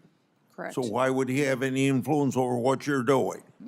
Correct. Secondly, we're going to take a break after Britt, Blumenthal, and Schmidt. Lastly, without objection, I'd like to introduce evidence of potential human trafficking that I sent to the Biden administration as part of my unaccompanied children oversight. For over a decade, I've exposed how children in this category and the program associated with them have been subject to harm, abuse, and even sex and labor trafficking. Thanks to Secretary Noem, Trump administration, greater transparency has finally been brought to this issue. Senator Britt. Thank you, Mr. Chairman. Thank you, Madam Secretary, for being here today. To echo what my colleague Senator Kennedy said, I appreciate you actually securing our border. The work that President Trump has done, and you alongside him, to make sure that we don't have just an actual invasion happening every day, like we saw under the Biden administration. I believe we had about an average of 5,000 people a day that came over the border during the Biden administration, many of which are unaccounted for. when we're looking at kind of what is ahead of us, I've heard Senator Blackburn and others kind of bring this up to you, but I am thinking about the children that we know that came unaccompanied, many of them with a phone number written on their arm or taped to them. Senator Blackburn mentioned that the Biden administration did away with the DNA policies. We know many of these children have been trafficked into our interior. You mentioned the rape, that 30% of women, is that right?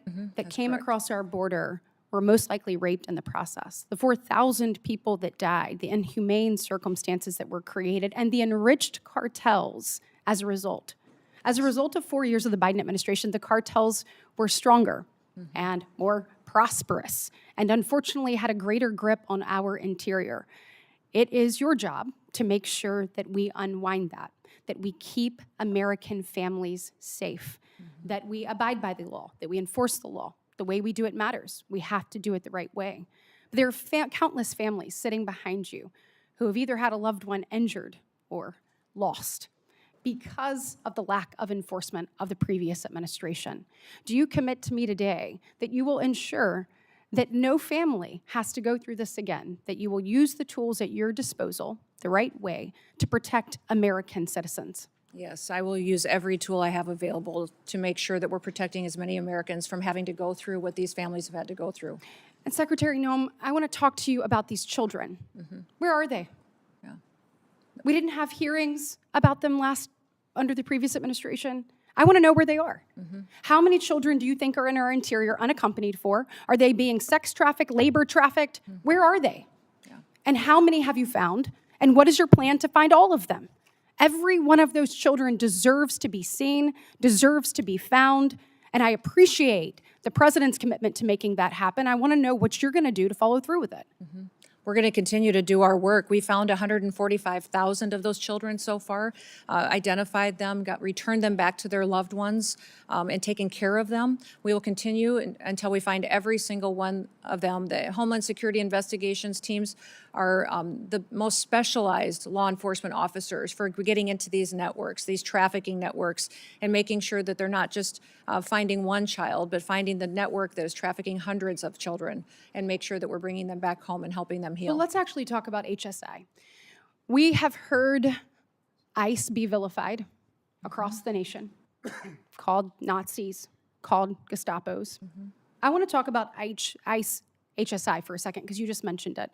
When we are looking at finding child predators, when we're looking at finding people who are exploiting children, when we're looking at cyber crimes, human trafficking, when we're looking at drug smuggling, weapon smuggling, HSI does the hard work, do they not? Yes, they do. I want you to see behind me. These are some of our most notorious and high-profile criminals in recent years. Sean P. Diddy Combs, El Chapo, R. Kelly, Jared Fogle, Josh Duggar, the Merchant of Death, Victor Boot. And what do all of these criminals have in common? All of them were brought to justice with the help of ICE, HSI. Does that sound like the work of Nazis or Gestapo, Madam Secretary?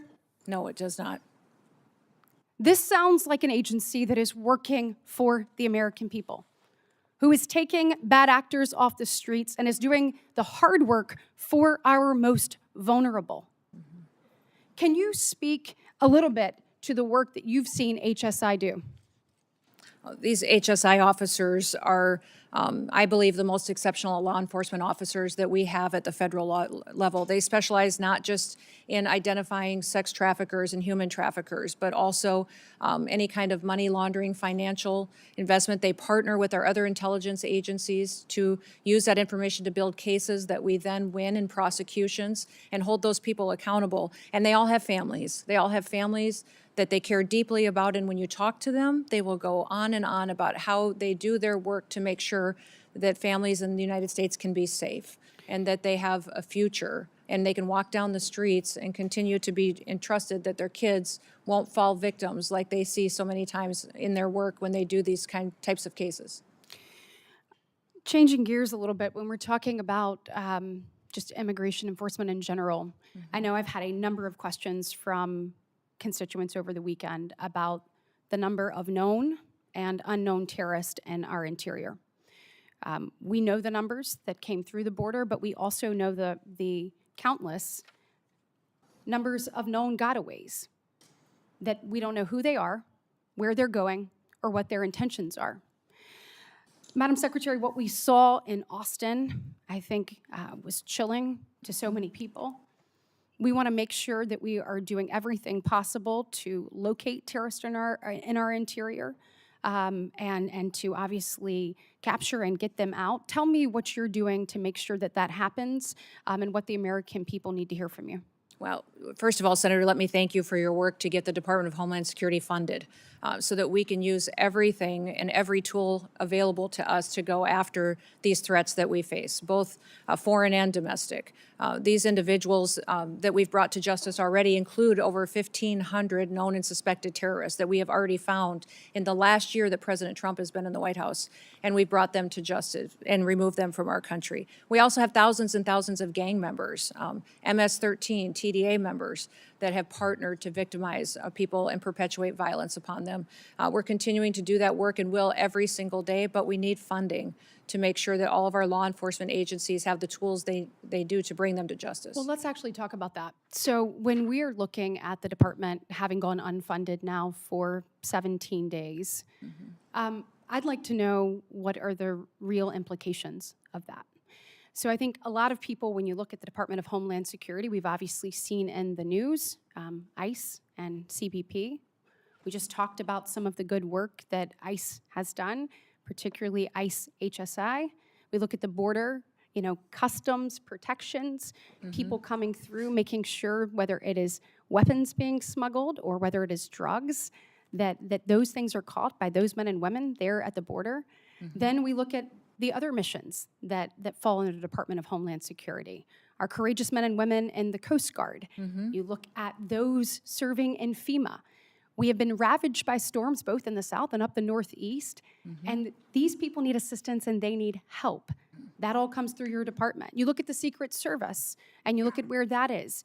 You look at the Center for Domestic Preparedness, for example, in Anniston, Alabama, which I hope I have your commitment to continuing to make sure that our law enforcement officers are trained there in the event of something unthinkable. Yes, And absolutely. as we look at all of this, and our TSA officers, I was struck by what I saw actually. You have put this up here behind me. When you see what's happening with people going without pay, again. So you have people like a TSA officer that went without pay for 43 days in the previous Democrat-led shutdown. And here they go once again. The financial insecurity that comes from that is tremendous. We heard reports of officers sleeping in their cars at airports to save money on gas, selling their blood and plasma, and taking on a second job to make ends meet. Some are just recovering from the financial impact of the 43-day shutdown, and many are still reeling from it. We cannot put them through another such experience. In the last minute left, will you tell us the real implications of this shutdown on men and women that stepped up to serve our country in the highest way to keep our homeland safe and secure? Yes, I'm grateful for our TSA law security officers that are still showing up and doing their jobs, running those security checkpoints, even though they're not collecting a paycheck. A couple of the stories that I had heard when I spent time with them just in recent days was one individual whose wife needed cancer treatment, $1,200 treatment that he couldn't afford, and had to go and borrow money so she could get her cancer treatment because he wasn't getting his paycheck. Another individual who had 9 children was raising 2 of his grandchildren as well, that was struggling to pay his bills, took a nighttime job as a welder just to try to keep food on the table for the responsibilities that he had. These people joined TSA because of 9/11, because they wanted to be a part of keeping people safe in the United States and defending our homeland.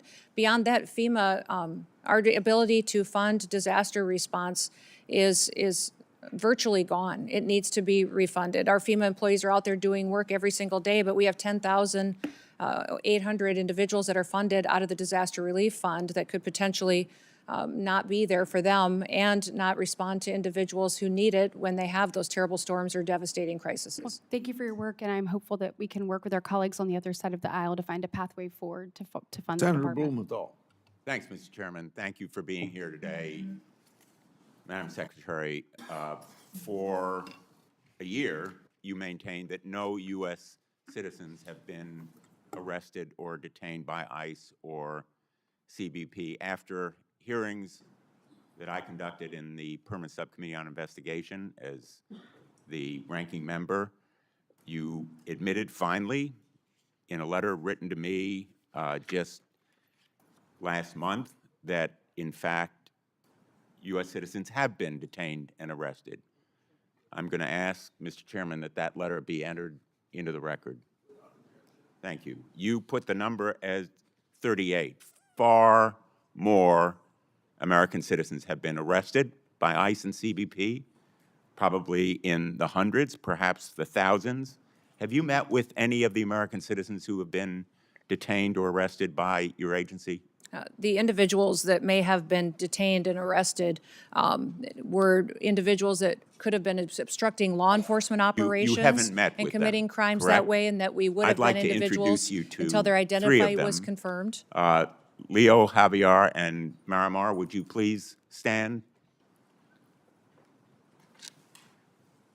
These three individuals, Madam Secretary, were arrested by your agency, Leonardo Garcia Venegas, Javier Ramirez, and Marimar Martinez. Do you know what your agents did to Leo Venegas? I'll tell you. On May 21 of last year, they entered the private property at a house that he was constructing without consent, without a warrant, illegally. Again, on June 12th, they entered private property, a home where he was doing construction. He is a United States citizen, born in Florida. They seized him and ignored and disregarded his proof of citizenship. Wouldn't you agree with me that no U.S. citizen simply working lawfully should be arrested? In law enforcement operations across the country, there are times when U.S. It's a citizens simple yes or may be no. arrested or detained until Would their you agree identity is with me, confirmed Madam and that they Secretary, haven't that committed a U.S. crime. citizens should not be arrested when they are obeying the law, they have no criminal record, and they are engaged in a lawful activity? Sir, in situations where law enforcement, regardless of the agency across the country, when there is probable Let me cause, tell an you about individual Javier may be- Ramirez. Do you know what your agents did to Javier Ramirez? He was on his own private property when he was assaulted by masked agents, his own property. Without a warrant, without consent, they said, "Get him. He's Mexican." He was violently slammed into the ground while being handcuffed and taken into custody, despite telling officers that he is a United States citizen and even showing them his passport. And when he was asked what he was being arrested for, you know what they said? "We don't know."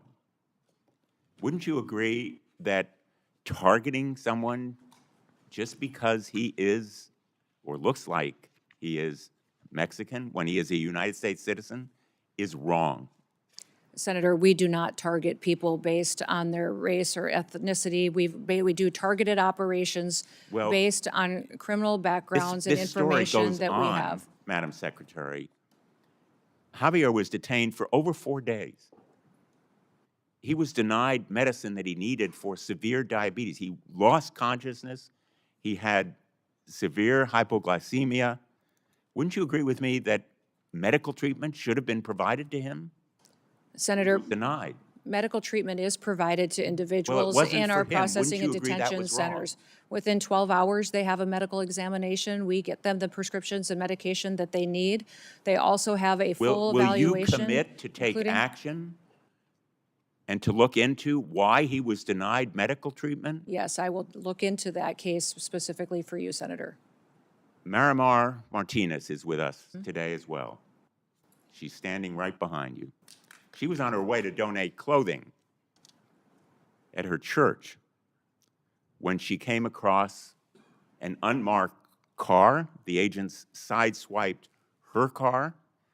3 masked agents in camouflage stormed out, and one of them pulled out his gun and fired at her moving vehicle, hitting her 5 times. She almost bled to death. Wouldn't you agree that shooting Miramar Martinez on her way to donate clothing at her church, a United States citizen from Chicago, is wrong? Sir, I don't know the situation or the case. I'll look into it to ensure that all Well, the I'm glad procedures were you'll look followed into properly. it. Miramar, by the way, was falsely charged with impeding law enforcement, but the case actually fell apart. The judge dismissed it as being trumped up. He dismissed it with prejudice. And in fact, the agent who shot her, I'm not going to name him, but you know who he is, was quoted on social media the day or so afterward. And he said, quote, "I fired 5 rounds and she had 7 holes. Put that in your book, boys." And quote, "Cool, I'm up for another round of F around and find out." Will you join me in condemning that agent? Sir, that situation, I don't know the details of, but I will look into that. I don't know why you can't join me in saying it was wrong to shoot Miramar, almost cause her death, and then brag about it. Wouldn't you agree with me that it was wrong? Sir, the way that you have portrayed it, it appears to be, but let me look into the case so I can speak to the specifics of it. In fact, apparently, contrary to what you just said, you actually supported the agent who shot Ms. Martinez 5 times.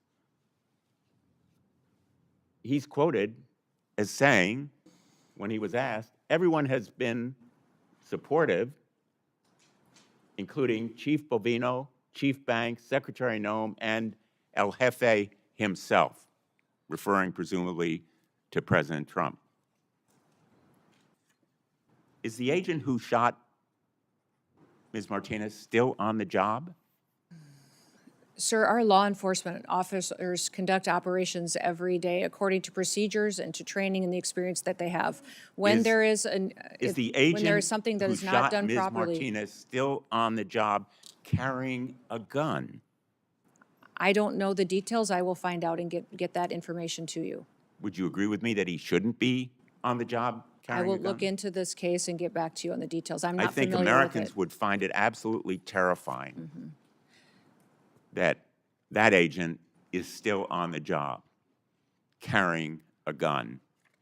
And the fact that you can't tell me that you will take him off? Sir, do you know who Angel Samanago is?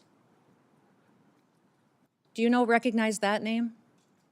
You know, This is I an think we're individual talking about that was murdered an egregious in your illegality state here, by an a illegal violation alien, of rights and trust. duct taped. The answers are It looked very like it was simple, an assassination. And I would have I hoped haven't that heard you say you one could give victim's better name answers today from illegal to these immigrants that 3 are here individuals. perpetuating Would you like violence to say against anything people. to Ms. Miramar, Ms. I'd like to hear you Ramirez, say the or name Mr. of one of our victims Venegas? of illegal criminal activity and fight for one of those victims so that we can stop as many of them from being created in the future by people who should never be in this country to begin with.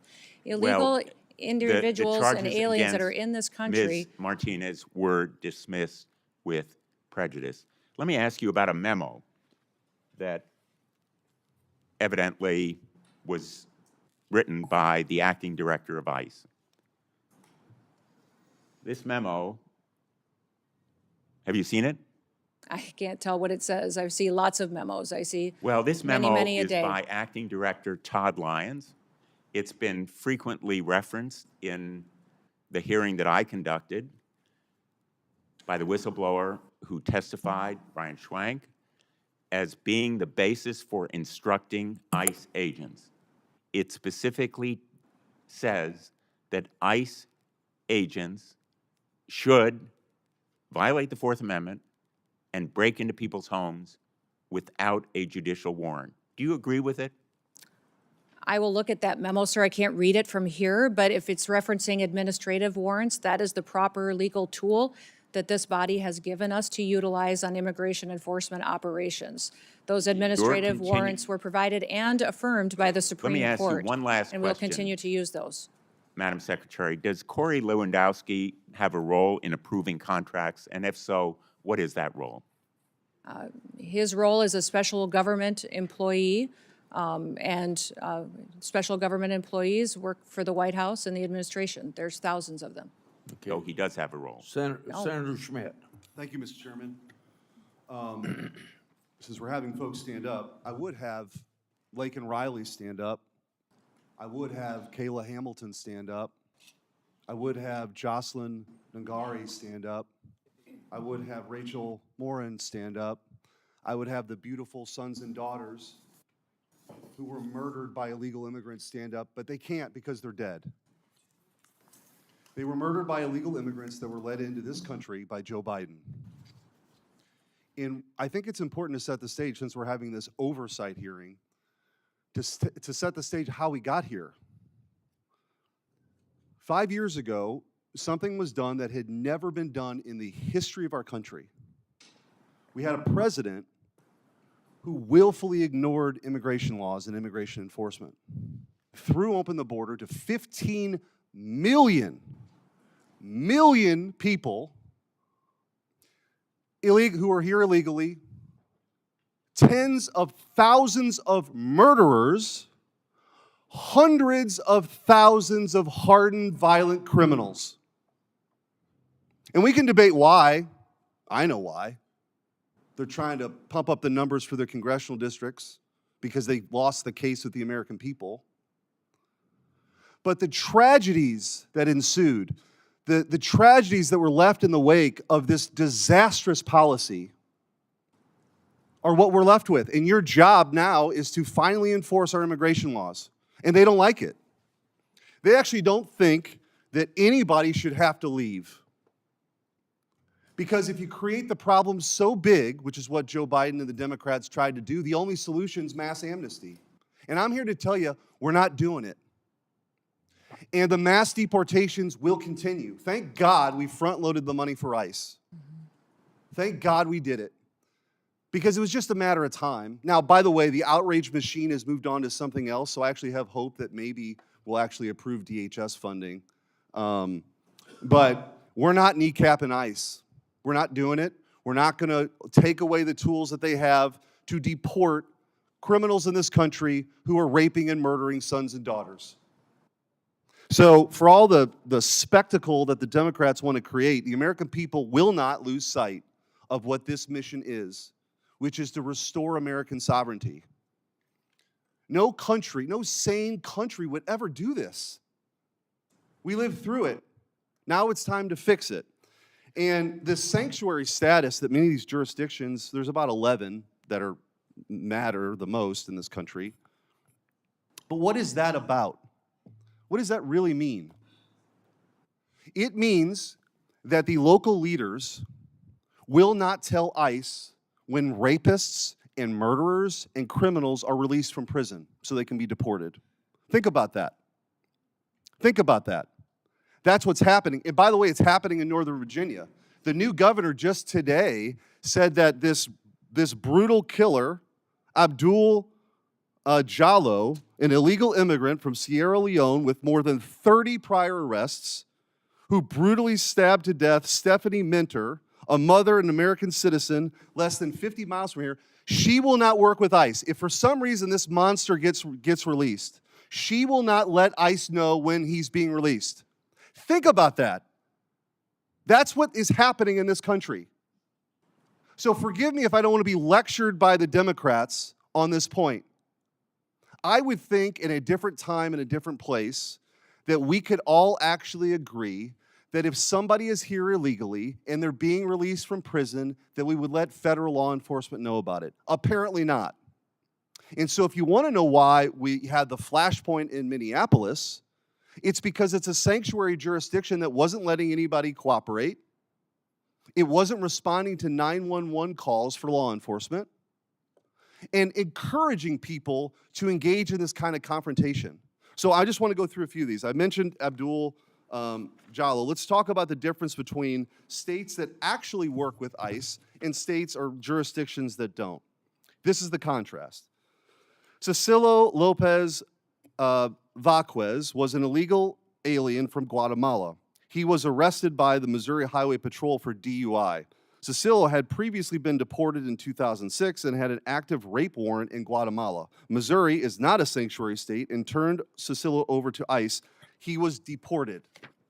Thank God.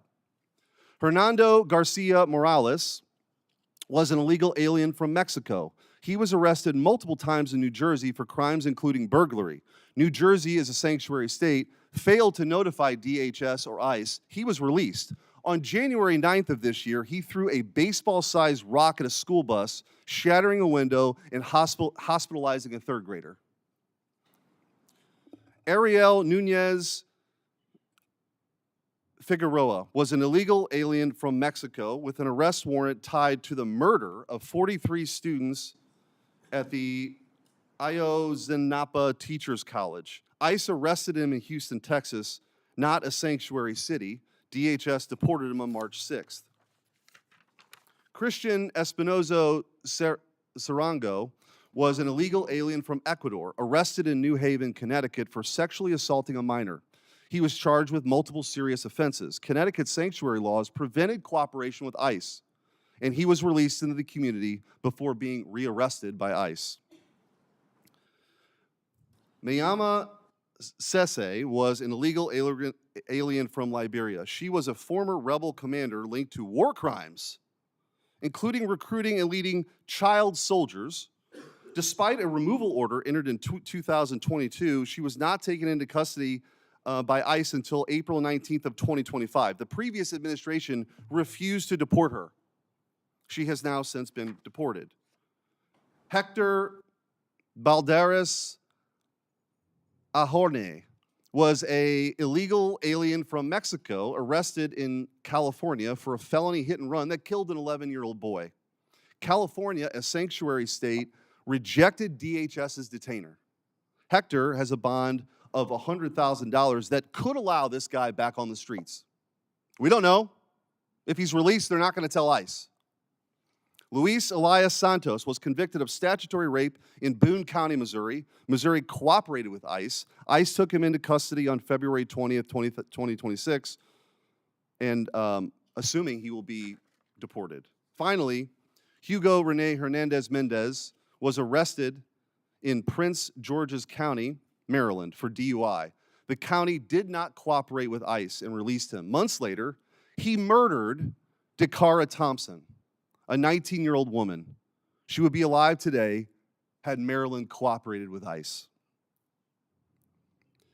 I don't know how you explain this away, but I just want to ask you, Madam Secretary, how critical is it for the operations of ICE to deport these monsters to be able to work with local leaders?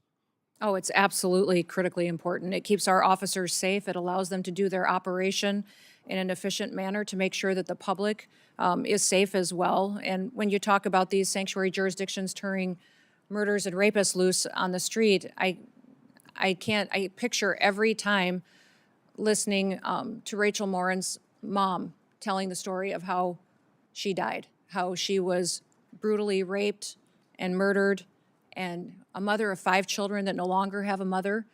And that individual who raped and murdered her was released 3 different times, back out to perpetuate more crimes. And that's what I don't understand, the argument that these Democrats are making. Do we have to wait until someone who's in this country illegally creates another victim before we hold them accountable and get them out of our country? Why do we have to wait until there's more murder victims? We need it in sanctuary cities. I want to ask you real quickly, we talked about illegal immigration, the time I have left, legal immigration and the abuses we've seen. I've written to you about H-1B and OPT, and for those listening, the H-1B program was marketed as a program to bring in the best and the brightest for people, for jobs that we don't have people for. That's been patently false. What's happening is this abuse is that American citizens are being displaced by cheaper, more obedient foreign labor. The abuse has been pretty rampant. I've written to you about that. And the OPT program, which has become visa mills for universities, taking away opportunities for American students because they don't have to pay taxes on the foreign labor for at least a year if you have this visa for OPT. Anyway, there's been rampant abuse. We've seen. I've written to you about this. I appreciate your response. I want to just, with the remaining time, you committed in that letter to reevaluate OPT's scope and duration. I just want to ask you, what's the timeline for that review, and will you commit to completing that reevaluation this year? Yes, we are. We're continuing to do that review now, and it will be completed here in 2026. Thank you. Thank you, Madam Secretary. Thank you. In 30 seconds, we'll take a break. I want to say law enforcement continues to face a record amount of threats in the course of their duties. This is unacceptable. As I mentioned earlier, any loss of life is a tragedy. When rare instances occur, potential misconduct is investigation, and these investigations should play out. We'll take stand at ease for a few minutes.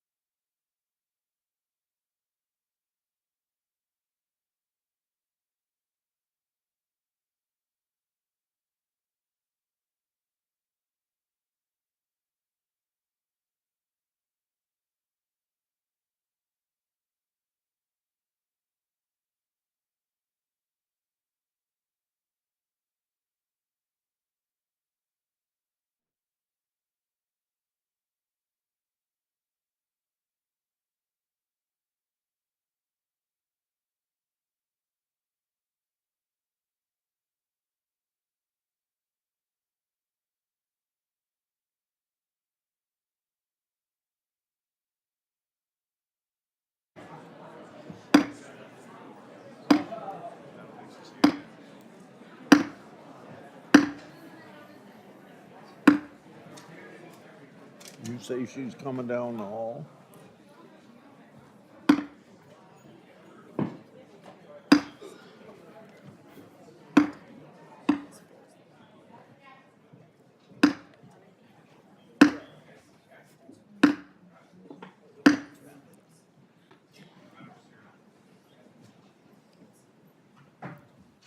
The secretary's just about here, and when she gets here, Senator Ronald will be the first person to question.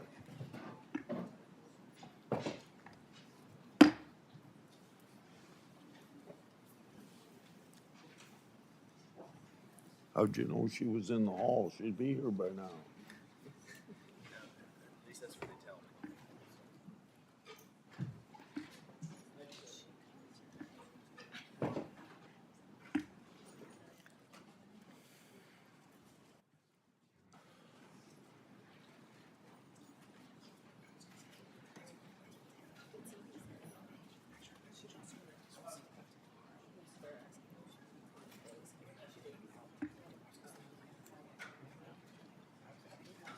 Is she coming through this door? Yes, sir. She'll come through here.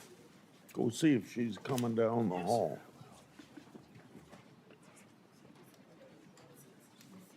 She's down the hallway. She's walking down the hallway now, sir. Yeah.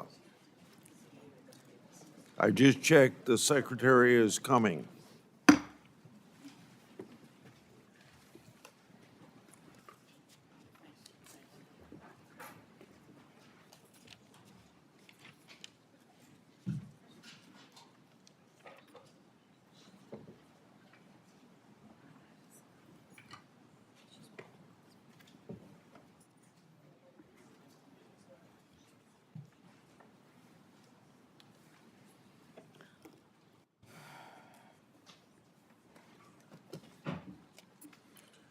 Tell me, Secretary, when you're ready. Yes, Mr. Chairman, I'm ready. Yes, sir. You're ready? I'm ready. Yes. Senator Ronald? Thank you, Mr. Chairman. Over the last year, the American people have watched in horror as DHS agents have terrorized our communities. We've all seen pictures and videos of ICE agents dragging people out of their cars, shooting them with pepper balls or worse, murdering people in the streets. This is not normal, but it's what communities being targeted by ICE are forced to face every day under this regime. It is why Americans of every background across the country are up in arms and raising a hue and cry about ICE. My first question, Ms. Noem. Last August, DHS attempted to deport 600 children to Guatemala in the middle of the night. When challenged in court, the lawyer representing DHS said a request had been made by either their parent or legal guardian to justify deporting these children. A federal judge found that statement had no support. In other words, no evidence that the parents have been asked. That statement by the lawyer representing DHS was false. That was a lie, yes or no? Ma'am, in that situation and in many others, we're working to return children back to their parents so they can be with their families. And specifically in Guatemala, we were stopped by an activist judge from returning those children to Ms. some of their Noem, family the members. And we'll answer continue to work is- to reunite That them was a lie so that we because the can keep judge people said together. you lied. These poor Your Angel families attorney behind me will lied. never have their children again. And Reclaiming that's my one of my time. motivations every day. After DHS agents shot Marimar Martinez 5 times, your department was quick to label her a domestic terrorist and claim that she ambushed and rammed federal agents with her car. She was even criminally charged, only for those charges to be completely dropped when body camera footage showed the truth, that during the incident, the DHS agents announced that it's time to get aggressive and then rammed her car. Secretary Noem, DHS was lying when it said Ms. Martinez was a domestic terrorist who ambushed federal agents? Yes or no? That was a lie. Every day, our law enforcement officers face tragic situations on the ground. They Ms. work Noem, every day to I am bring not public hearing safety yes or threats to no. justice. You know what? You actually had to dismiss the lies that you alleged against Ms. Martinez. So that was a lie. Next. After DHS agents shot and killed ICU nurse Alex Preddy, you were also quick to label him a domestic terrorist. Even before an investigation began, you said he was brandishing a gun, a firearm. You also said he was apparently trying to do maximum damage and massacre law enforcement. The videos show that Preddy had a phone in his hand while helping a woman who was pepper sprayed. He never touched his gun.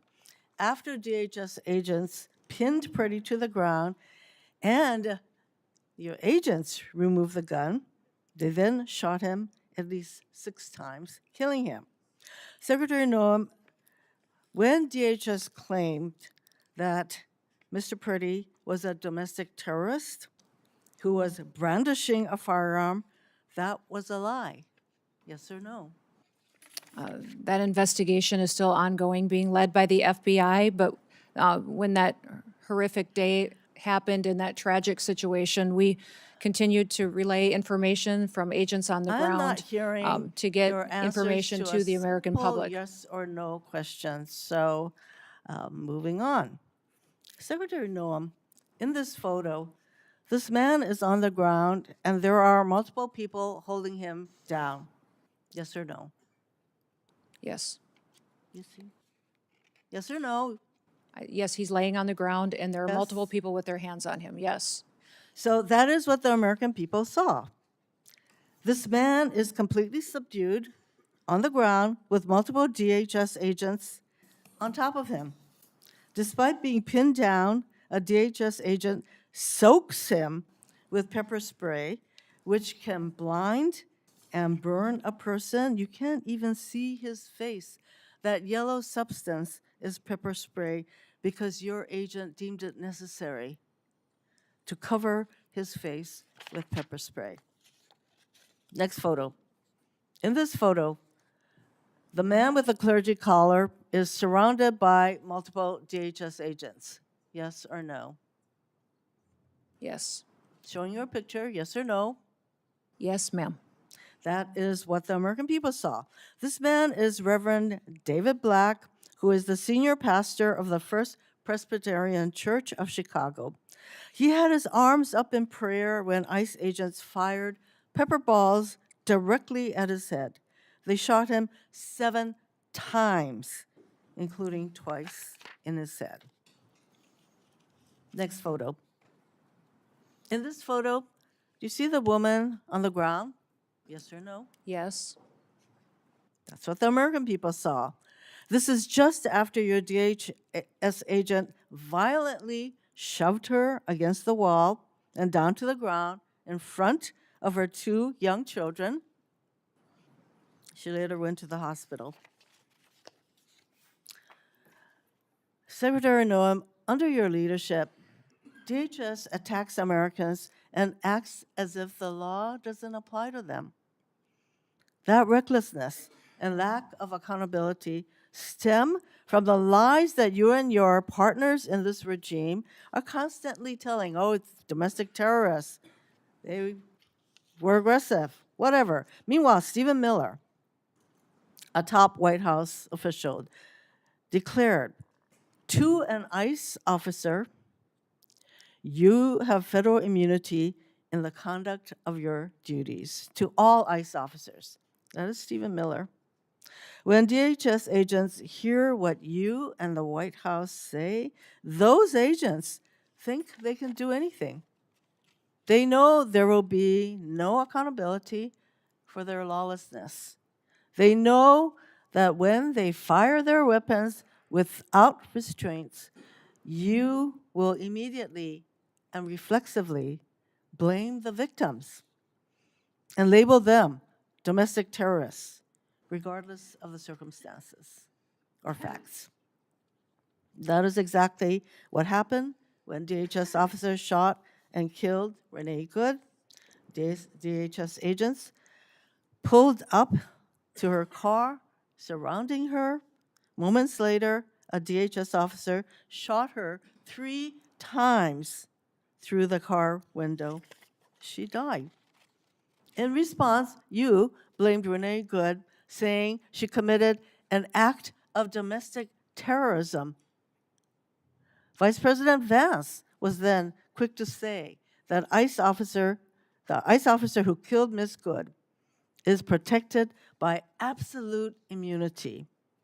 No wonder we saw DHS shoot and kill another innocent person mere weeks later. The lies that you and this regime spread are creating a culture that fosters abuse of power. This is the reason we need clear guardrails on DHS. No more masks, no more warrantless searches, no more roving gangs of officers terrorizing our communities. We need DHS to meet the same use of force standards that local police need to meet. They have the same requirements to identify themselves like local police have, and use the same warrants that local police use. In other words, we need immediate guardrails to rein in the lawlessness that you have unleashed. Mr. Chairman, I am done with this witness.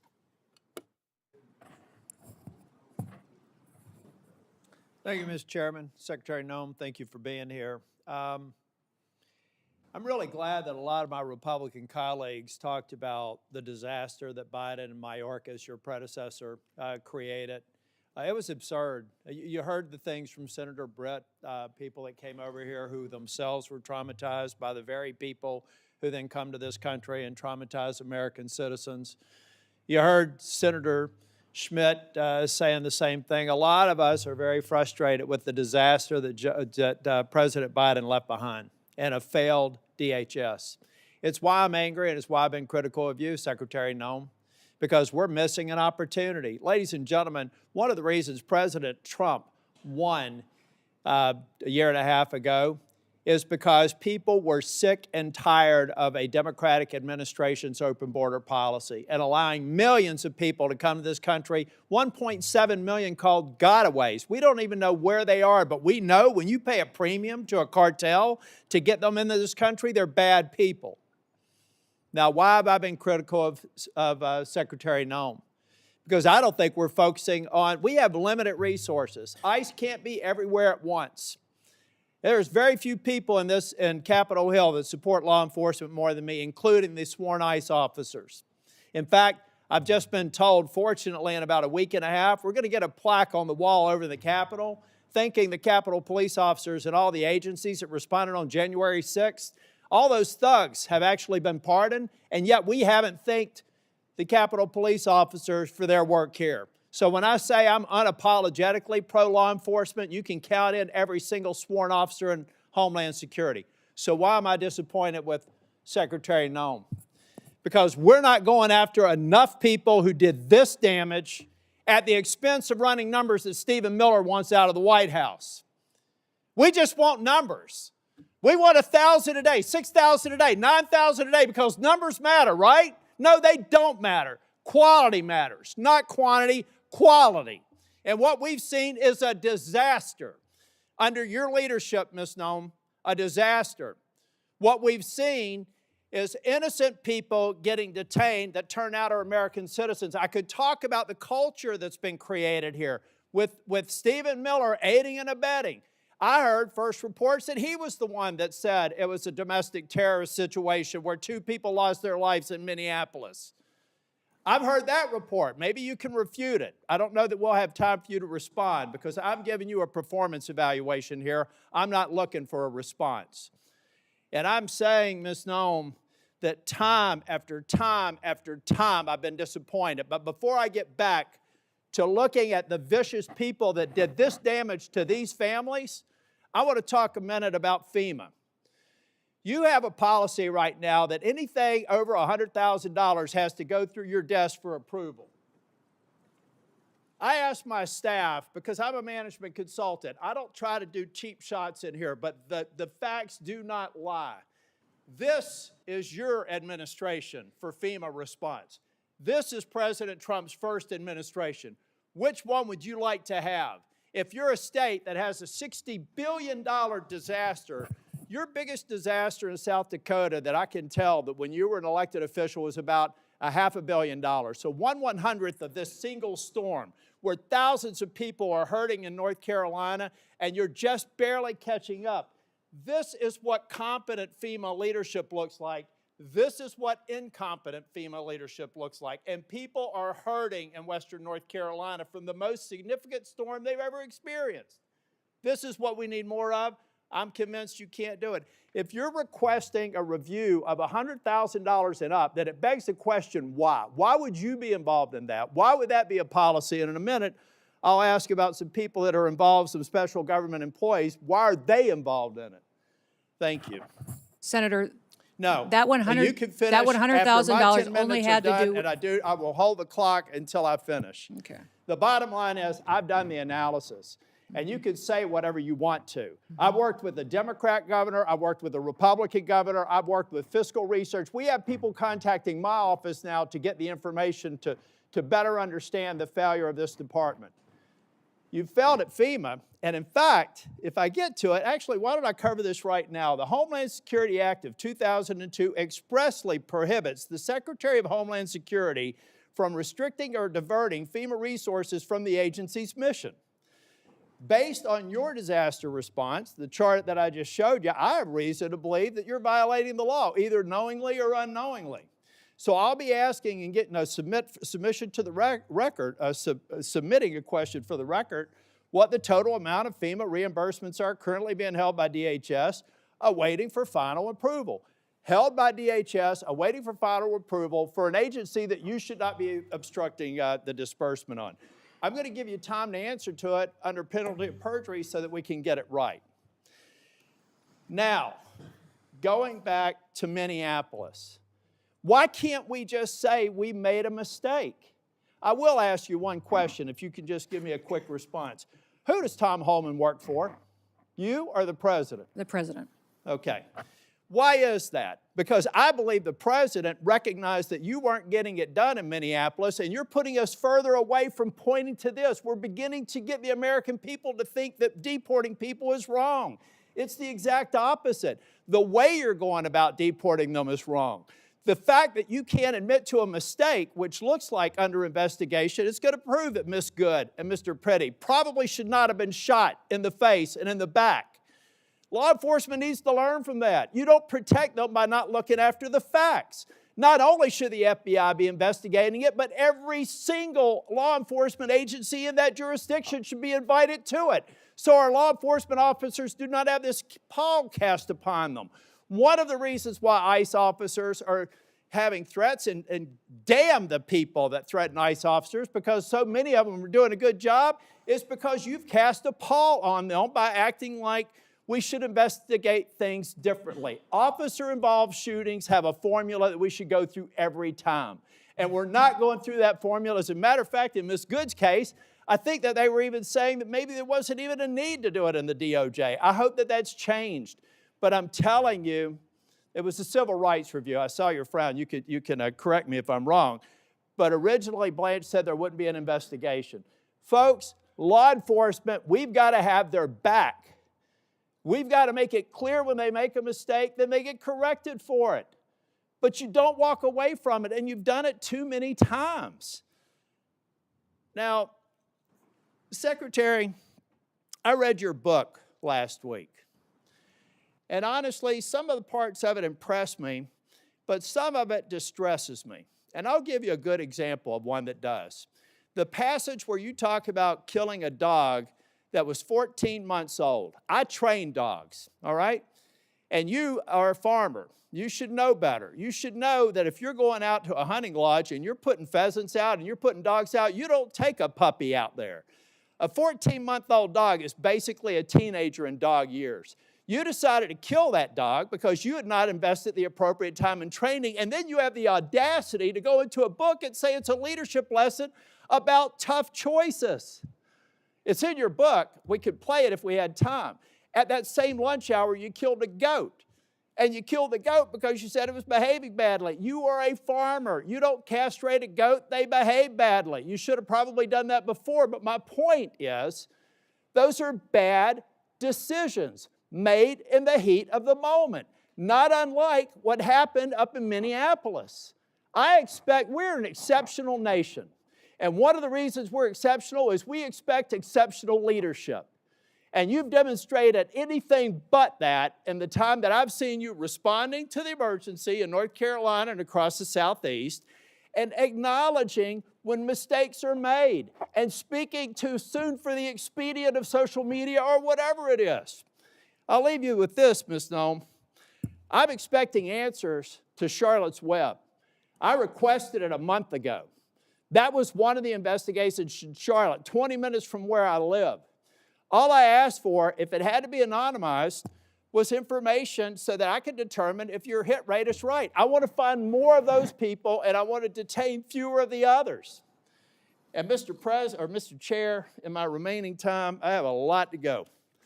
But I want to submit this letter from the Office of Inspector General that cites 10 different instances under Ms. Noem's leadership where they've been misled and not allowed to pursue investigations that they think are critically important.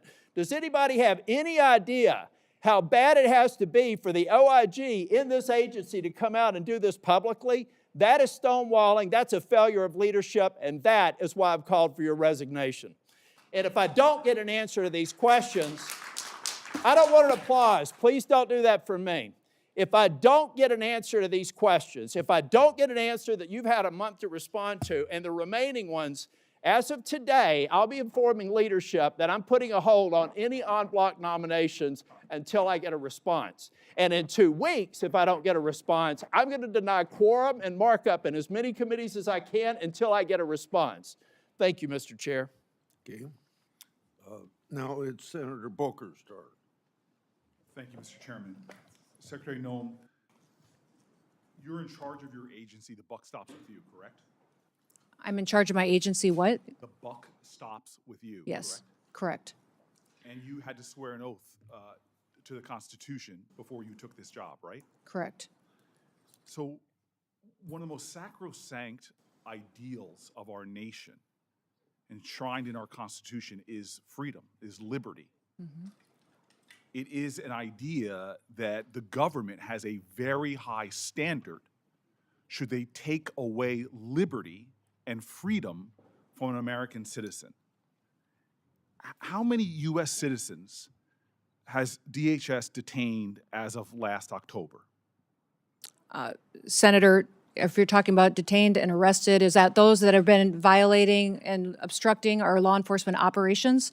Is that what you're referencing? Because it could be hundreds and hundreds. We have faced violent riots across the country, You are specifically saying that in Portland and in the only Minneapolis. people you've detained are committing crimes, but you and I both know No, I that's haven't not true. said that. I So didn't say then that. I how asked many which ones you were people referencing. have you detained? I can't give you an accurate number because we've literally detained and arrested many for those obstruction of law enforcement operations, and So also public others records, that had probable let me tell you what cause, my staff researched. and then released May once I, they're- may I yes.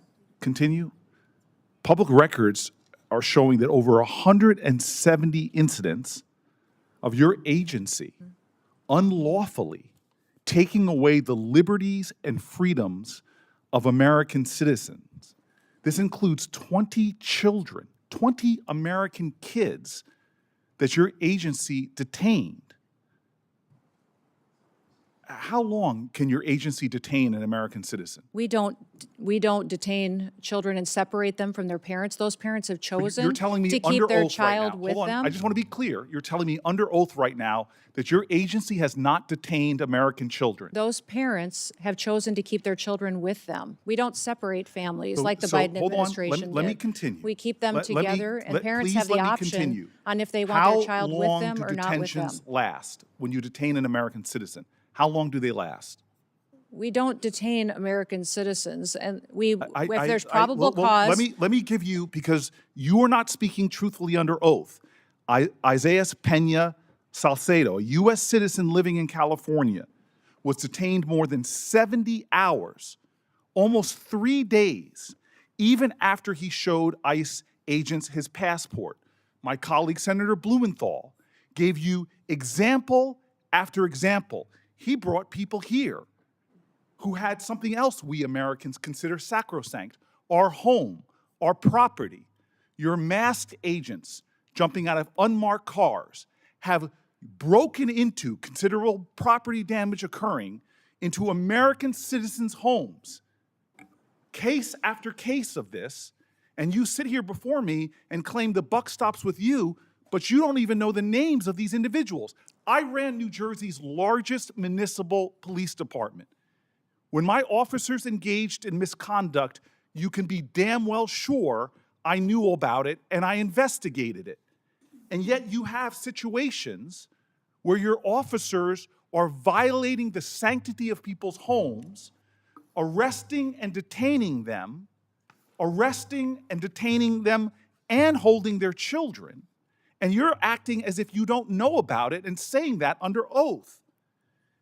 Miramar Martinez, who is here right now, on her way to church, an American citizen going to church, not just to worship, but to donate clothing. Your officers shot her multiple times. The case was thrown out of court, and you represent here that you don't know about it. In New Jersey, are you aware of your officers' activities in places like schools? Are you aware of your officers' activities at our public schools? Sir, we don't go into schools and do targeted law enforcement operations. We do targeted law enforcement operations like other agencies So and you're law telling me that enforcement ICE do. officers entered the grounds of a high school in Minneapolis? That's a fact. Elementary school children in New Jersey are terrified of your agents. When they came upon a school bus stop, they fled. Another school, a higher education, Columbia University, your agents reportedly lied to students, told them they were searching for a missing person to gain access to private spaces, to non-public areas of campus. Secretary Noem, these are kids. They're terrified in our communities. How do you think that affects them when children in my state go running, fleeing, and often you all pursue children, throwing them to the ground, getting on their backs, putting them in handcuffs? I want to talk to you about this incredible empire of for-profit companies that are profiting at rates we've never seen, and the way you're using money. Let's drill down on the warehouses that DHS has been buying over the last several months, totaling hundreds of millions of dollars. Are you familiar with the acquisition of a warehouse DHS recently bought in Roxbury Township, New Jersey? Yes. You are familiar with that? I'm Do you familiar know that how it's- much you spent for it? No, sir, I do not. $129.3 million. Do you know how much it was assessed for in New Jersey? Sir, we're purchasing centers across the country to build efficiency into our detention system. Efficiency to so that me, we as a can, person who's run tight budgets before and had taxpayer dollars, you paid $129.3 million for a facility in my state that was assessed at less than half of that, at $62 million. To work for a president that says he's a great deal maker, I can't believe he thinks that you're a great deal maker. But what's worse than that is that the Roxbury Township Council, comprised entirely of Republicans, voted unanimously early this year to oppose that facility. My office tried to facilitate a meeting between DHS and local officials so that ICE could hear their concerns, yet DHS did not even respond. That is unacceptable, that you all would enter a town. You wouldn't even follow environmental reviews or have conversations with local officials about the resources, from emergency resources to fire resources and more, that you're going to pull down. You didn't even have a conversation. Secretary Noem, do you comply with court orders? Yes, we do Your comply with court agency orders. complies with court orders. Yes, we That- comply that with federal again, court you were orders. saying under oath that you do, and yet we know in January the chief judge, Republican appointed for the Federal District of Minnesota, found that ICE had violated nearly 100 court orders since January 1st alone. In my state of New Jersey, last month, the Chief of Staff to Deputy Attorney General admitted in my state that in the New Jersey District Court that the government had violated 52 separate court orders, all involving cases where immigrants successfully challenged the legality of their detention. So this again is a constitution that you swore an oath to, and one of the most important ideals is that no one is above the law. You are violating the separation of powers, violating court orders, and routinely violating the civil rights of Americans. This is a reckless and out-of-control agency that you are responsible for. You seem to have no situational awareness whatsoever of some of the most egregious examples of Americans being completely attacked, violated, undermined in accordance with our laws by their own government. And this is what is phenomenal to me, is immigration was your president's #1 issue, overwhelmingly popular with the American people. But now it's overwhelmingly unpopular. And it's not because you are deporting dangerous people that everybody here wants out of our country. No, it's because you're going into our schools. You're terrorizing our children. You're detaining children. You're arresting Americans. You're breaking into our homes. You're terrorizing our streets. You're violating our rights to peacefully protest again and again and again. None of and then that when is a court true. tells you None to of stop, that is true. and then when a court You are tells trying you to stop, to impede you us violate from enforcing judges' the law orders. Not in and a getting partisan dangerous way, criminals off of our Republican streets appointed and so we don't have Democratic more appointed. families like the ones that are Don't sitting sit behind there me. and tell me that Lost you are their children, are responsible gone forever. for the running of your agency when you're not even aware. Either you are utterly incompetent or you are violating laws with impunity. You should step down from your position. If you don't, you should be removed by this president. And if not, Congress should impeach you. Yeah, I appreciate the encouragement. Thank you, Mr. Chairman. Thank you, Secretary Noem, for being here. Just over a year ago, President Trump took office. At the time he did so, he came in with a significant mandate, or set of mandates. One of those mandates included the task of having to address a veritable tidal wave of illegal immigration that had occurred during the 4-year period between 2021 and 2025. A period of time in which an unknown number of people entered the United States borders unlawfully. Some have said it's maybe 10 or 15 million. Some have said it's more. It's difficult to ascertain. But what we do know is that many of those same people who were encouraging those things at that time are the same people who are now opposing President Trump and his efforts, and your efforts, and those of your department, to remove those individuals. That was part of his mandate, clean up the mess. Now, under ordinary circumstances, I would think that when there are laws of the United States that have been broken, most or all members of this body, if asked, should those who have violated the law in coming to our country be returned to their own countries, I would think we'd all be able to raise our hands in support of that. We had doubt cast on that last week during the President's State of the Union address, when President Trump made the point, quote, "The first duty of the American government is to protect American citizens, not illegal aliens." He asked those of us who agreed with him to stand. And stunningly, a whole lot of my colleagues and a lot of our counterparts on the House of Representatives side declined to stand, refused to stand. These things are not without consequence. Illegal immigration is not something that poses no risk to the American people, to the security of the homeland, to the safety of individual families. It brings tremendous risk, and we've felt that. Some families represented here have felt that all too personally, and my heart goes out to each of them.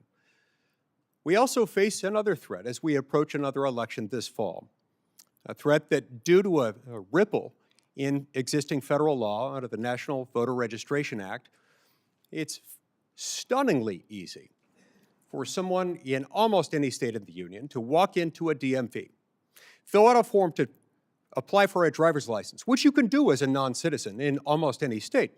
And by merely checking a box and signing your name, you can register to vote, including to vote in a federal election, even though existing law prohibits anyone who is not a citizen from voting in a U.S. federal election. It's phenomenally easy to do so if they follow this stunning formula. That's why I've proposed the Save America Act, which would make sure that we have the tools necessary to protect your vote. Because anytime someone casts a vote in a federal election who is not an American citizen, it's taking away your vote. It's taking something that doesn't belong to them and that belongs to you uniquely as an American citizen. Yet stunningly, some of the same people who were condemning you and condemning President Trump for trying to clean up the mess that President Biden created over a 4-year period of time are also the people most staunch, most dogged, most dug in their opposition to this very simple reform to make sure that those showing up to vote are entitled to vote.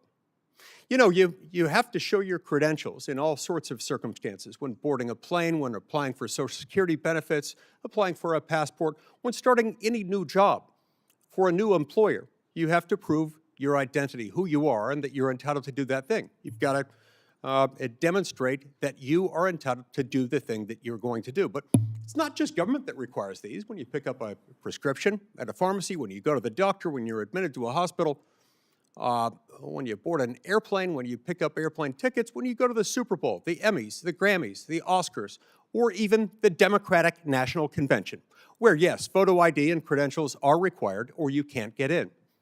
You see, because the Democratic National Convention understands that when people participate at that event who are not entitled to, they're taking something from someone else who does have that right, and that is wrong.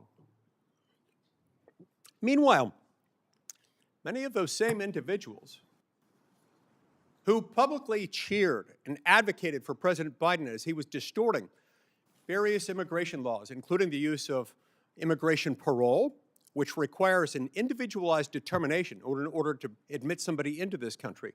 President Biden used it categorically to bring in millions of people. With respect to our asylum laws, he just opened the floodgates and started treating people as if they were asylees just for having submitted an asylum application, then let them off into the interior of the United States saying, "We hope one day you will show up to your immigration hearing where you'll have an individualized determination." And by the way, that immigration hearing might be many years or even decades into the future. So those same people who were applauding that are now condemning you and condemning President Trump for just trying to enforce the law. And those very same people today want your department, the entirety of it, to remain shut down, to remain defunded. Secretary Noem, tell me how that is affecting your operations within the department. Either your operations, your ability to protect the American homeland from those who have come here illegally or otherwise. How is that harming the families of those who work in your department? How is that harming the American people and undermining their safety? Well, the patriots that work at the Department of Homeland Security still get up every day and do their jobs and work hard to protect the American people. There's individuals in some of our departments, though, that have been furloughed, that it's not an option for them to come in and they're not getting paychecks. They're not able to pay their rent, put food on the table for their kids. Our cybersecurity agency has lost hundreds of workers that have been furloughed. We've got weapons of mass destruction that does training for detecting bombs and terrorist activities across the country and works with our local law enforcement, has been furloughed and is not on duty today. We have ICE and CBP and officers at Secret Service and some Coast Guard elements that are still there and are essential employees that are showing up and doing their jobs, but their support staff isn't able to work and their contracting isn't getting done and their management practices aren't getting done and those families are struggling. Many of these TSOs at TSA that are running these security checkpoints are borrowing money so that they can get through a short period here without paychecks, but they just got through one of those and they're still in debt from paying the fines and penalties for late bills. So we are damaging families to make a political point, that the Democratic Party is damaging families long-term to make a political point when it has no effect on what we're able to do for immigration enforcement out there every single day because that agency is funded. Now, you've heard from some of those same colleagues of mine today on this stand that they're negotiating, that they've made their offer, that they've made it fairly easy for us to fund your department with their conditions. Tell us about those conditions and how those would affect you. Honestly, I don't understand what their conditions are at this point. One of the discussions that we had was body cameras. I've already instituted body cameras. They're being utilized on our law enforcement officers. They need to be funded. That is something that Congress has not given us the tools to do that.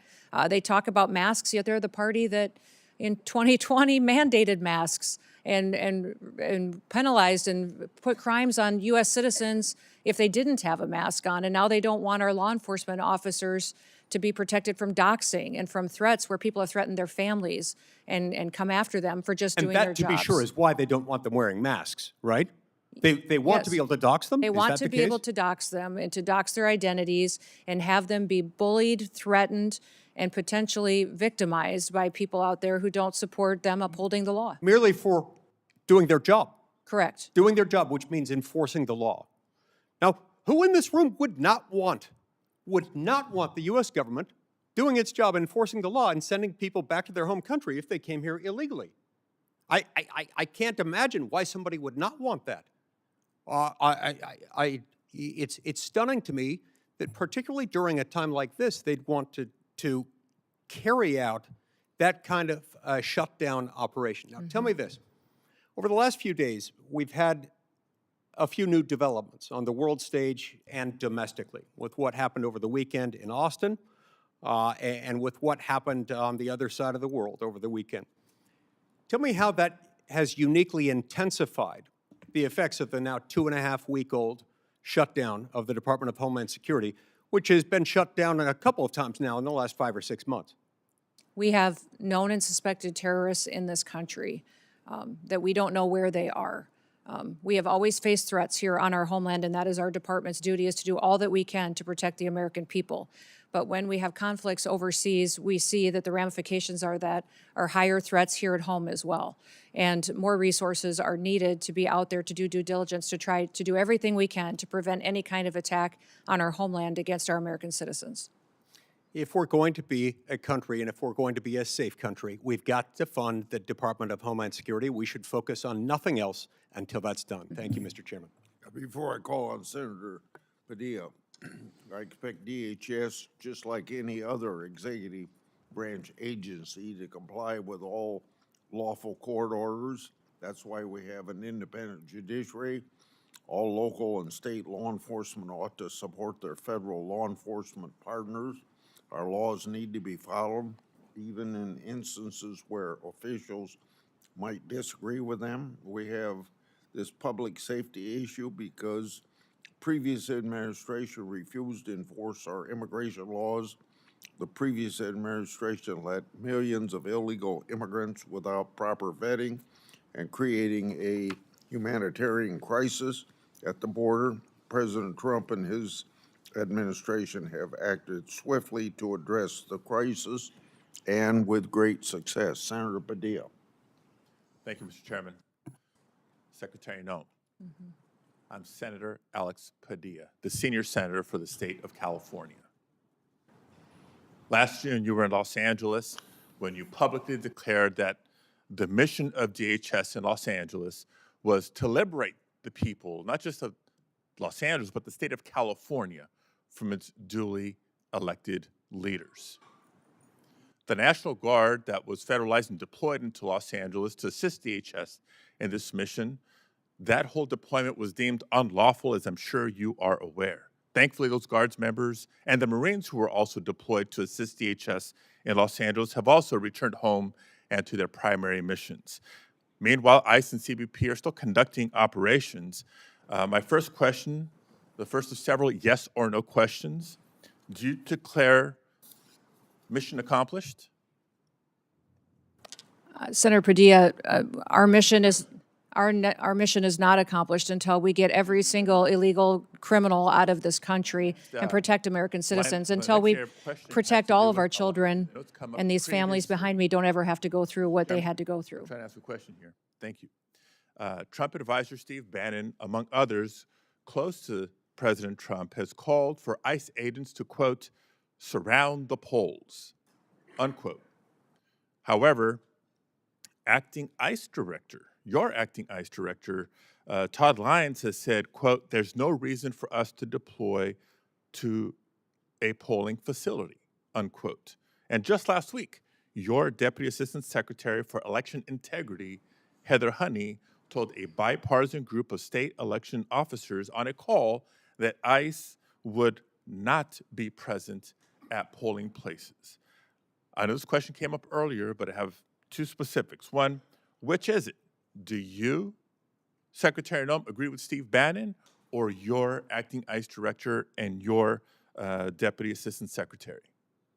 There are no plans to have ICE officers at polling locations. I'm not certain, Senator, if you're indicating that your party's planning on facilitating illegal aliens voting in our elections. So I respect that you're saying there's no current plans, but obviously plans can change. No plans is the right answer, but not definitive enough. Sending ICE agents to the polls to intimidate voters is illegal. Yeah. And so I want to ask you explicitly, if President Trump or Stephen Miller directed you to do it anyway, with or without a bogus national emergency declaration, would you say no? Sir, there is no plans to send ICE officers to polling locations, and we're not planning on doing that. Are you planning on sending illegal aliens to vote? No, is that that's what already you're planning illegal to do? And extremely rare. But people have done it Now, in the it's past, amazing, and Mr. that's Chairman, what, that we even but we are have not to going. ask these questions, because just a couple of weeks ago, Secretary Noem, when you visited Arizona, claimed that DHS has authority over certain aspects of elections. So enlighten me here. What statutory authority are you referring to? The Department of Homeland Security has mitigation responsibility over critical infrastructure, and our election system is defined by statute as critical infrastructure. Therefore, it's under our department to put forward and point out vulnerabilities that may be in our election systems, and then recommend mitigation. CISA in elections as a former Secretary of State. Third area that I wanted to ask. I know that states run elections. We just point out vulnerabilities that may exist Mr. Chairman, and offer trying to ask a question mitigation. here.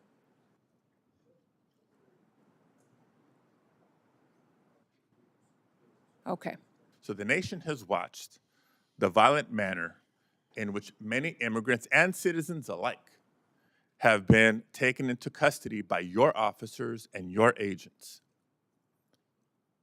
In addition to that, 32 people died while in ICE custody last year, and at least 8 more have died in the first 7 weeks of this year. The numbers are a big increase from prior years. Secretary Noem, yes or no, do you care enough about the human rights of the men, women, and children in your custody to improve the conditions as required by the courts? Yes, absolutely. We adhere to our federal detention standards, which are higher than virtually all state and local detention standards. We provide medical care to all of our detainees 3 nutritious meals a day. We take care of them. Well, We I keep families together. I appreciate the We continue to response, do but I that. have You to tell talk you about that I when we believe have my own unfortunate eyes. situations where And individuals I have believe passed my away. own eyes when I saw firsthand the poor conditions in which people were treated when I visited the detention center in California City. Now, Mr. Chairman, I'd like to enter into the record reports from California-based and national non-governmental organizations, as well as the California Attorney General's Office, about the deplorable conditions at the California City Detention Facility and a recent court order requiring DHS to address these conditions, if I may, without. Thank you very much. Now, maintaining basic standards should not require court orders. The deplorable conditions at facilities across the country are the result of Secretary Noem's failed leadership. Now, since the beginning of the administration, federal judges have found DHS not in compliance with judicial directives on a number of immigration matters.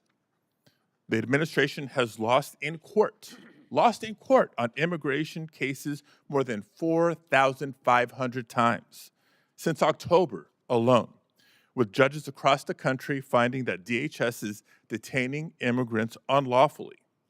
And judges appointed by both Republicans and Democrats across the country have threatened to hold the administration in contempt for failure to comply with court orders. This, too, is a result of Secretary Noem's failed leadership.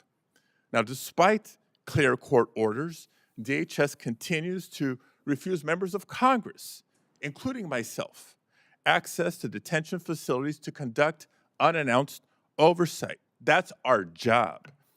This is yet another court order that DHS refuses to comply with, and another example of Secretary Noem's failed leadership. Meanwhile, the Department of Homeland Security has cut support and collaboration with state and local elections officials on election security. Secretary Noem has cut staff at CISA by a third. You've proposed cutting $500 million from the CISA budget. You talk about critical infrastructure, I know it well. And this is after having transferred $144 million from CISA to ICE last year for immigration enforcement. All this at a time when our country is more vulnerable to cyber attacks than ever. Another example of Kristi Noem's failed leadership. And now the department's also playing political games with the distribution of disaster aid, another sign of failed leadership. And on the topic of immigration enforcement, despite the DHS database that supposedly showcases the worst of the worst, a DHS spokesperson recently admitted that the database was full of inaccurate information. What we know is true, based on DHS's own data, is that less than 14% of those arrested by ICE and CBP have previously been charged with or convicted of violent crimes. Lies have become the pattern or practice of Kristi Noem's DHS. In the fall of last year, Secretary Noem asserted that no American citizens have been arrested or detained, despite more than 170 verified reports to the contrary. During a House Homeland Security Committee oversight hearing recently, Secretary Noem claimed that DHS had not deported veterans, not under this administration.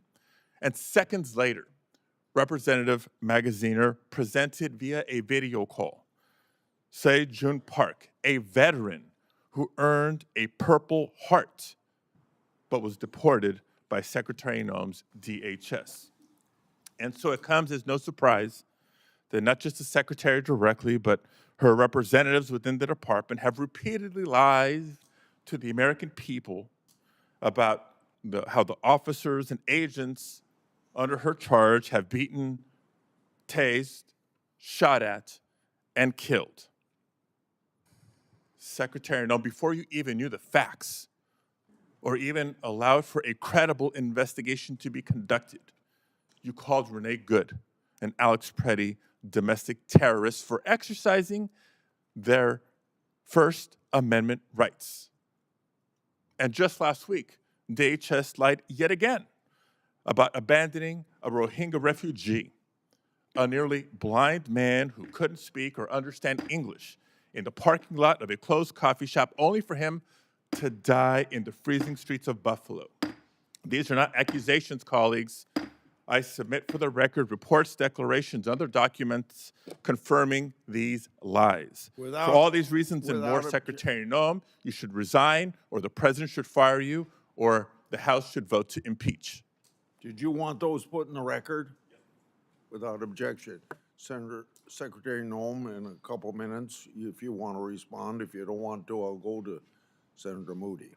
I just wish that Senator Padilla would have used his time to talk about Kate Steinle or other families that lost loved ones that aren't here anymore because of violent, illegal criminals that are in this country that we are charged with removing to protect American citizens. He didn't use any of his time to talk about victims that have been perpetuated by Joe Biden's invasion over the southern border. He didn't talk about the 1.7 billion lives that were saved by the amount of drugs that we've stopped in the last year from coming into our country and killing Americans and many other people. He didn't talk about the fact that we have the lowest murder rate in the last 125 years because of President Trump and the work that he has done to keep Americans safe. He didn't talk about the fact that American citizens should be the priority in this country because they're American citizens. I know he's very concerned about illegal aliens, but my job as a Secretary of Homeland Security is to get up every day and to put American citizens first and keep them safe here in the homeland. And I'll continue to defend the homeland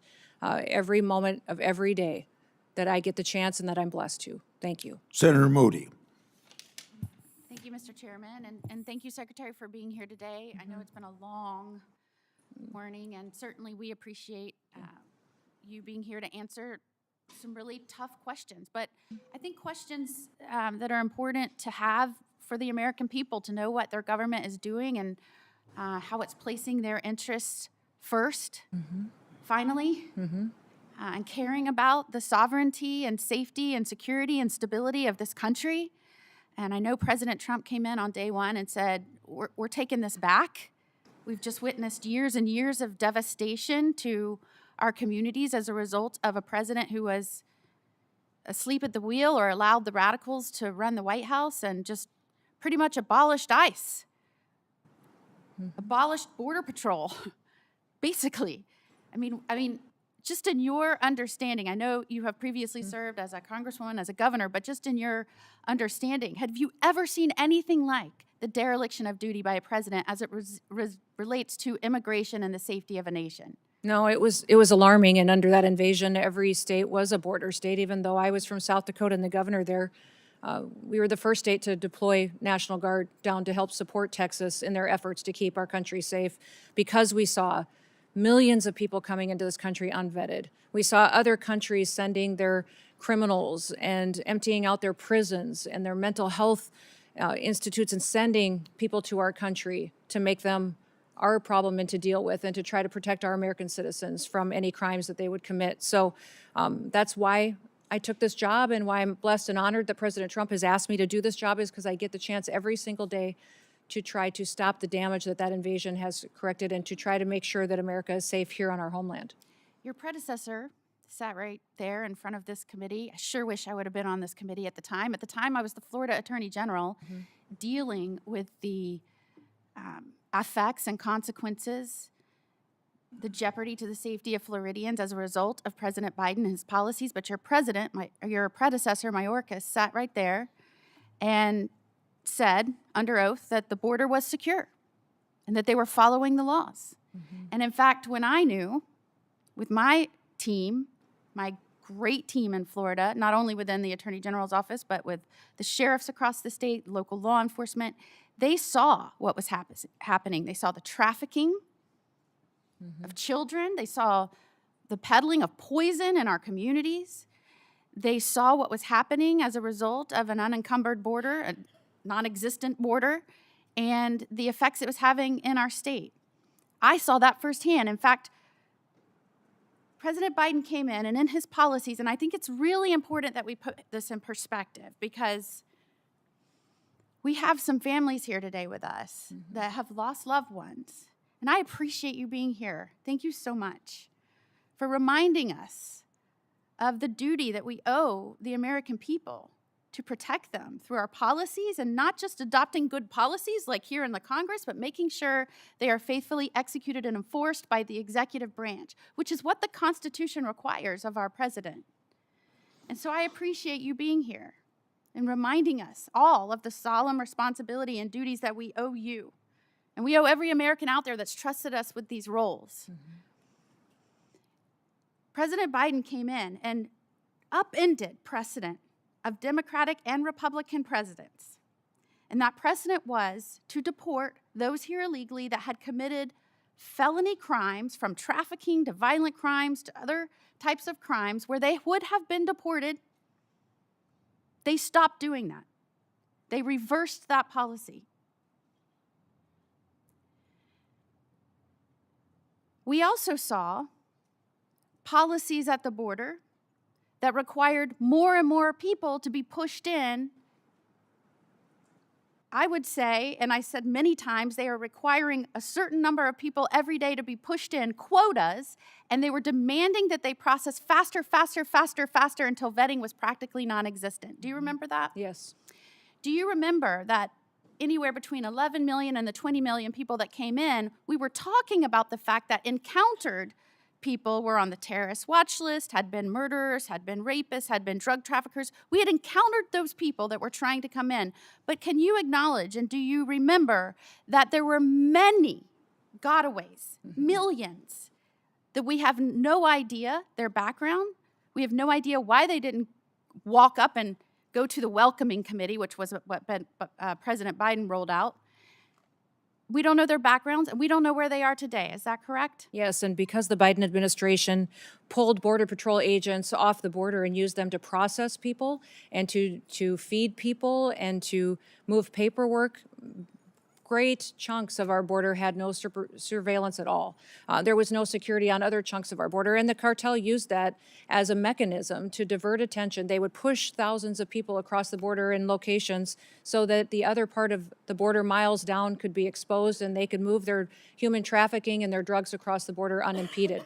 The Biden administration facilitated that and gave the cartels exactly what they needed to enrich themselves, to commit their crimes, to build themselves up and perpetuate more violence. And that's why we're dealing with cartels now that are foreign terrorist organizations that are everywhere in this country. Years ago, you wouldn't even heard of foreign gangs like MS-13 or TDA. In fact, TDA didn't have a presence. Taking over apartment complexes. Yes, absolutely. But we sure saw that during the Biden administration. Yeah, and in addition to breaking down any sense of border, pushing more and more in, more and more, to where the Border Patrol said they were telling us they were asking us for our advice how not to stop it, but how they could process faster. They also built programs to make it easier during that surge, overwhelming surge, using apps to make it easier to come over here. And many of those folks were not vetted. In fact, we found them committing crimes in our nation after they came over on the app. Is that correct? That is An app correct. I alleged was illegal and couldn't be done, but yet they pushed forward even though we were experiencing a historic surge and influx at our border. Is that correct? That is correct, yes. In fact, some Democratic states even had to declare an emergency based on Biden's policies and what was going on, right? That is correct. And they declared an emergency and they demanded more money from the administration because they couldn't keep pace with the emergency that the Democratic President Biden and his radical handlers created. Correct. And at the same time as Florida Attorney General, I got calls from around my state that drug traffickers that were prosecuted here that were not American citizens, but they were incarcerated in federal prisons. So I want to underscore this. The only reason they're in America is because they were drug traffickers. They were not American citizens. We brought them here. We prosecuted them here. And they were serving an incarcerative portion of their sentence. And after that, instead of deporting them back to their country after they did that, they were pushing them back into the communities where they were prosecuted, even though they weren't citizens. Is that correct? That is correct. And did you know that during that time period, when I pressed for information on who they were and where they were going and where they were being pushed, do you know that they stymied our efforts and would not give us that information? would you say that what you are faced with as a secretary is unlike any successor has had to deal with in terms of cleaning up a dangerous, threatening situation created by their predecessor? Yes, absolutely. And it's not just the illegal immigration situation. It's the crime. It's the amount of individuals in this country that wish to do us harm that they let in, the amount of known and suspected terrorists that we know are here that we need to find and remove before they perpetuate harm on this country, to the neglect at FEMA, the politicization of FEMA, how they only did disaster response to individuals who aligned with the Democratic Party and their ideals and ignored other families who were suffering and had lost everything. What we saw as far as not investing in Secret Service and TSA and intelligence and analysis. And then CISA was manipulated and censoring people's First Amendment rights. It was deciding what was misinformation and disinformation and trying to manipulate election outcomes, and that has been fixed. So under the 23 agencies. How important is it? In Florida, I was so proud of my state. When we had an administration that came in and said, we're going to put the American interest safety first again. And it was so clear who supports that at the State of the Union. Yep. Every one of the counties, 67 counties in my state signed up and said, we will help you. We will enter in agreements with you.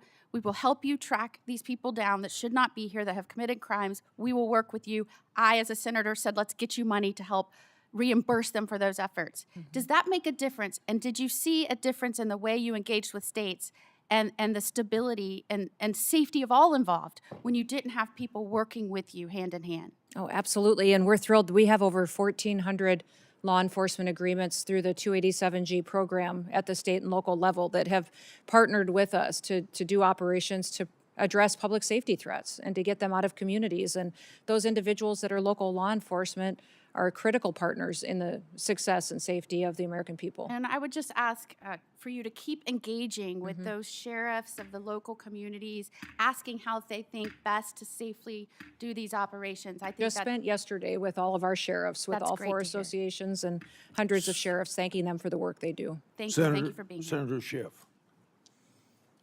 Thank you, Mr. Chairman. And thank you to the families who are here who have lost loved ones, both who lost loved ones to violence perpetrated by immigrants, but also to those who have been seriously injured by ICE agents, and to those watching who have had family members killed by ICE agents. Madam Secretary, I want to ask you about one of the first claims you made in the immediate aftermath of the shooting of Renee Good and Alex Preddy. You accused them both, I think, within hours of engaging in domestic terrorism. You've testified earlier that you did so based on preliminary field reports. Who told you that these two victims were engaged in domestic terrorism? Where did you get that information from? I've said before, and will repeat again for you, Senator, that those reports were coming from on-the-ground agents that were there. It was a chaotic scene. So you and spoke to agents on the ground who told you they were domestic terrorism? Yes. Domestic terrorists?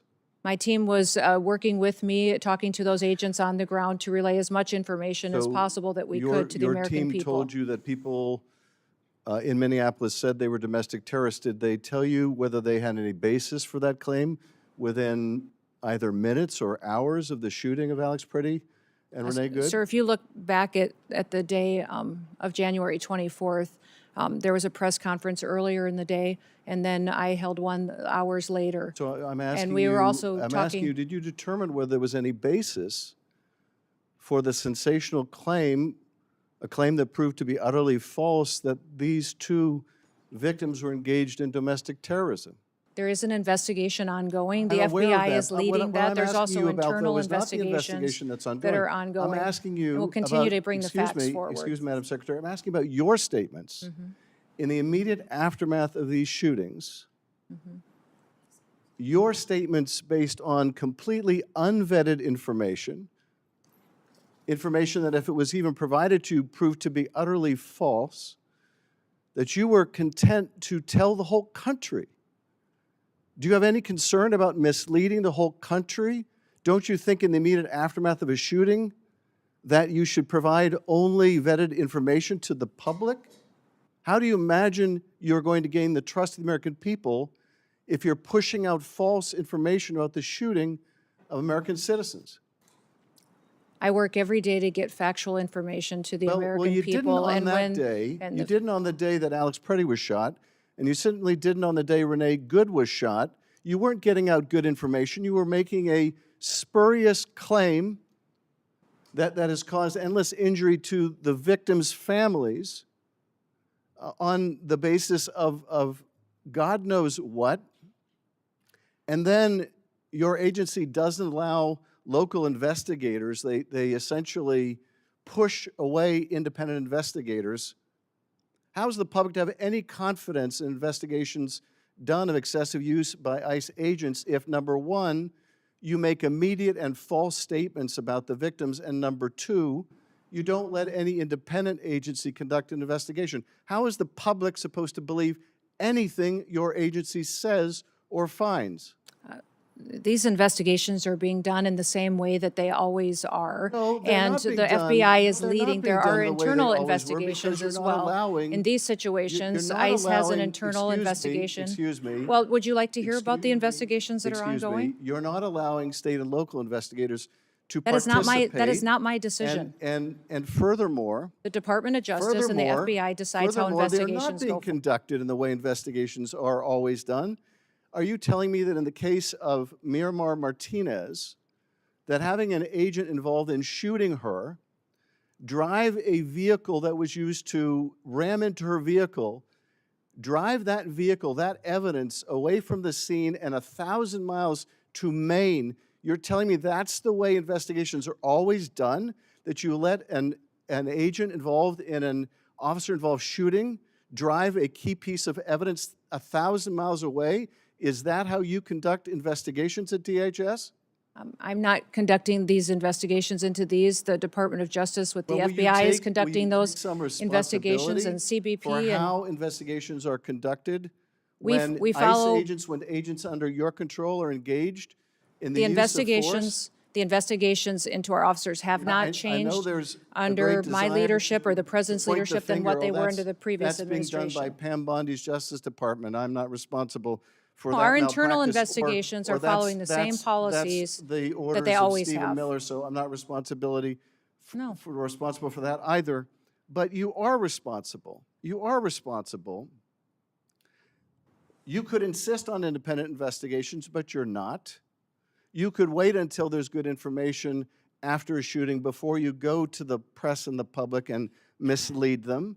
Let me ask you about a different subject, and that is the waste of resources at your agency, the continued allegations of favoritism and contracting, and let me in particular focus on the $220 million ad campaign, many of which feature you very prominently. An ad campaign that is more expensive than the whole budget for One Fight After Another or any Hollywood blockbuster film. So let me ask you, you said that the president approved this vast expenditure on a media campaign that largely profiles you. How do you know that? Did he approve it to you personally? This media campaign was critical in telling the world No, and I'm this asking about the country president's that approval. we are enforcing the laws in the testified- United States of you America. testified That if you're in earlier in your answer country to- illegally, You testified then you earlier in should answer to leave Senator Kennedy's question. The now, president or if you want the approved chance to come back expenditures. to the United So my States question is, someday in how the do you future. know- If you don't, you will be How do you detained know- and will excuse be me, removed and never get the Madam chance to come Secretary? back.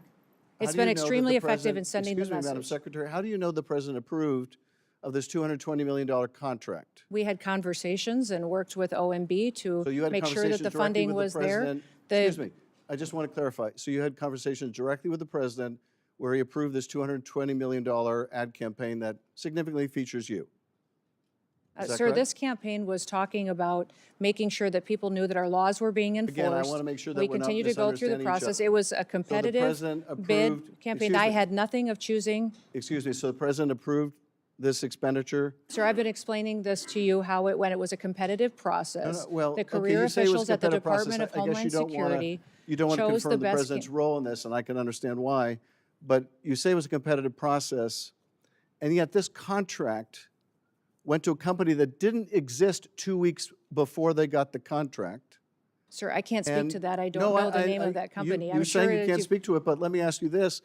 Are you saying it's just a coincidence? It's just a happy circumstance? It's just a saying that- a fortuitous event that 143 million of that went to a subcontractor that you worked with extensively as governor in South Dakota or during your campaign, that is just coincidental? The same process was followed for this So it's- media contract than any other media just contract that's just- happened. just a With coincidence the then. Department of Homeland And- Security, I had and nothing to do and no political You had had nothing any, to do with it, nothing to no do with it. So choosing of who the just a contractors. coincidence- And we don't excuse have a me, legal process for just a weighing in on coincidence subcontractors. also- It doesn't exist. Excuse me, just a coincidence also then that this $143 To ask million questions, you should excuse want the me, answers. I'm trying to ask a question. You're trying to So say that this just- was a political just- decision, and it just absolutely another- was not.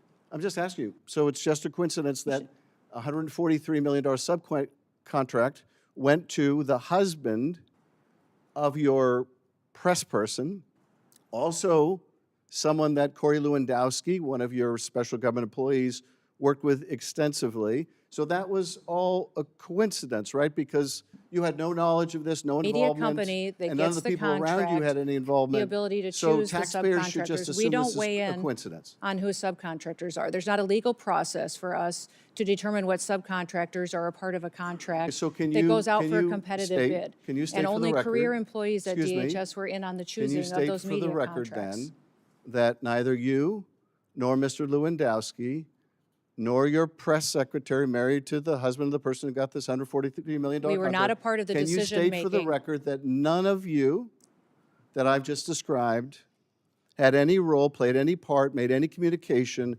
with any government agency that was involved in deciding who would get that contract? To the best of my knowledge, none of us were involved in deciding who got those contracts Not for in the media deciding, but campaign. were any of you involved in advocating, communicating, or expressing a Not to preference my knowledge, in any Senator, way not to with my the government? knowledge, Excuse Senator. me, let me just finish the question.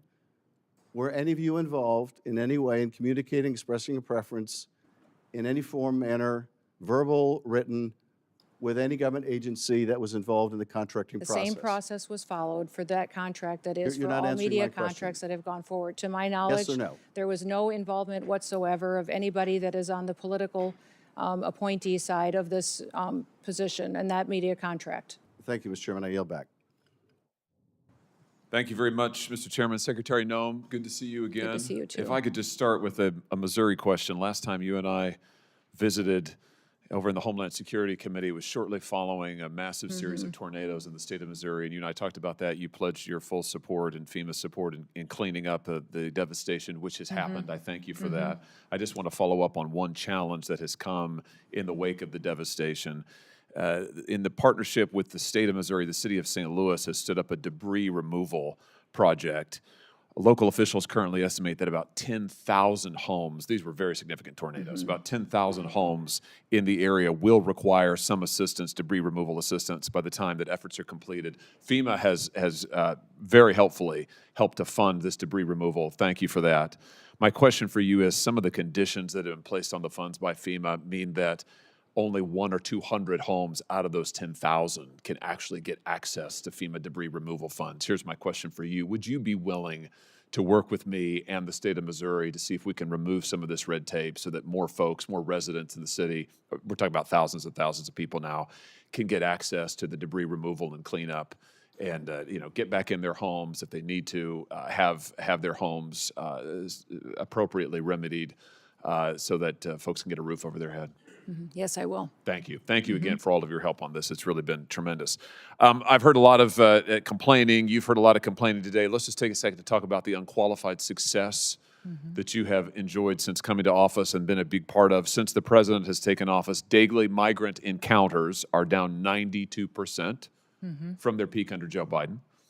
Daily border apprehensions are down 95%. In fact, if I've got my numbers right, you correct me if I'm wrong, last year Southwest border apprehensions came in at the lowest annual total since 1970. So in 55 years, for 7 consecutive months, Border Patrol has released 0 illegal aliens into the country. 0. I mean, that is really something. And I want to make sure I get this number right. Removals. Your department reports that More than 2.5 million illegal aliens have left the United States since January of last year, over 620,000 through formal deportation proceedings, and an estimated 1.9 million through self-deportation.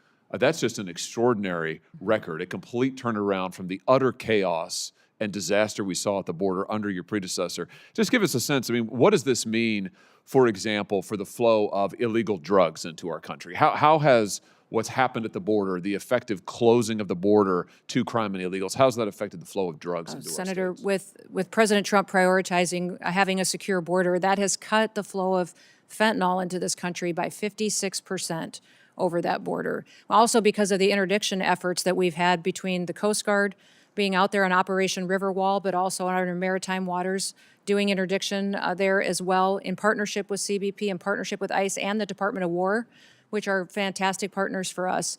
We have confiscated and interdicted over 1.7 billion lethal doses of drugs, which means that is 1.7 billion people whose lives were saved because we stopped the cartels and other drug manufacturers from proliferating it on our children and our grandchildren. How about crime? What has it meant for crime in this country? We have historic low crime rates. In fact, since we've been keeping this data for 125 years, we've never had a lower murder rate than what we have right now.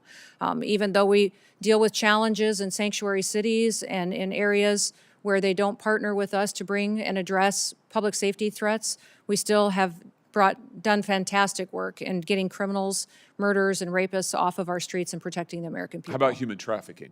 It's incredible the amount of ability that HSI has brought to the table in partnering with the FBI and going after human traffickers. In fact, of the 450,000 children that Joe Biden lost track of, allowed cartels to manipulate and traffickers to abuse, and even the government paid sponsors to abuse these children, we have found 145,000 of them, and we're not going to stop until we find every single one. I'm glad that you mentioned child trafficking because it's so important, and I'll never forget having a whistleblower from HSI, Homeland Security Investigations, which you oversee, come to me in 2023 and reveal that 600 HSI investigators who were assigned to child exploitation and fentanyl cases, 600 of them had been pulled off of those child exploitation and fentanyl cases and moved to the southern border to, in the words of the whistleblower, make sandwiches for illegal immigrants and ferry them back and forth to doctor's appointments.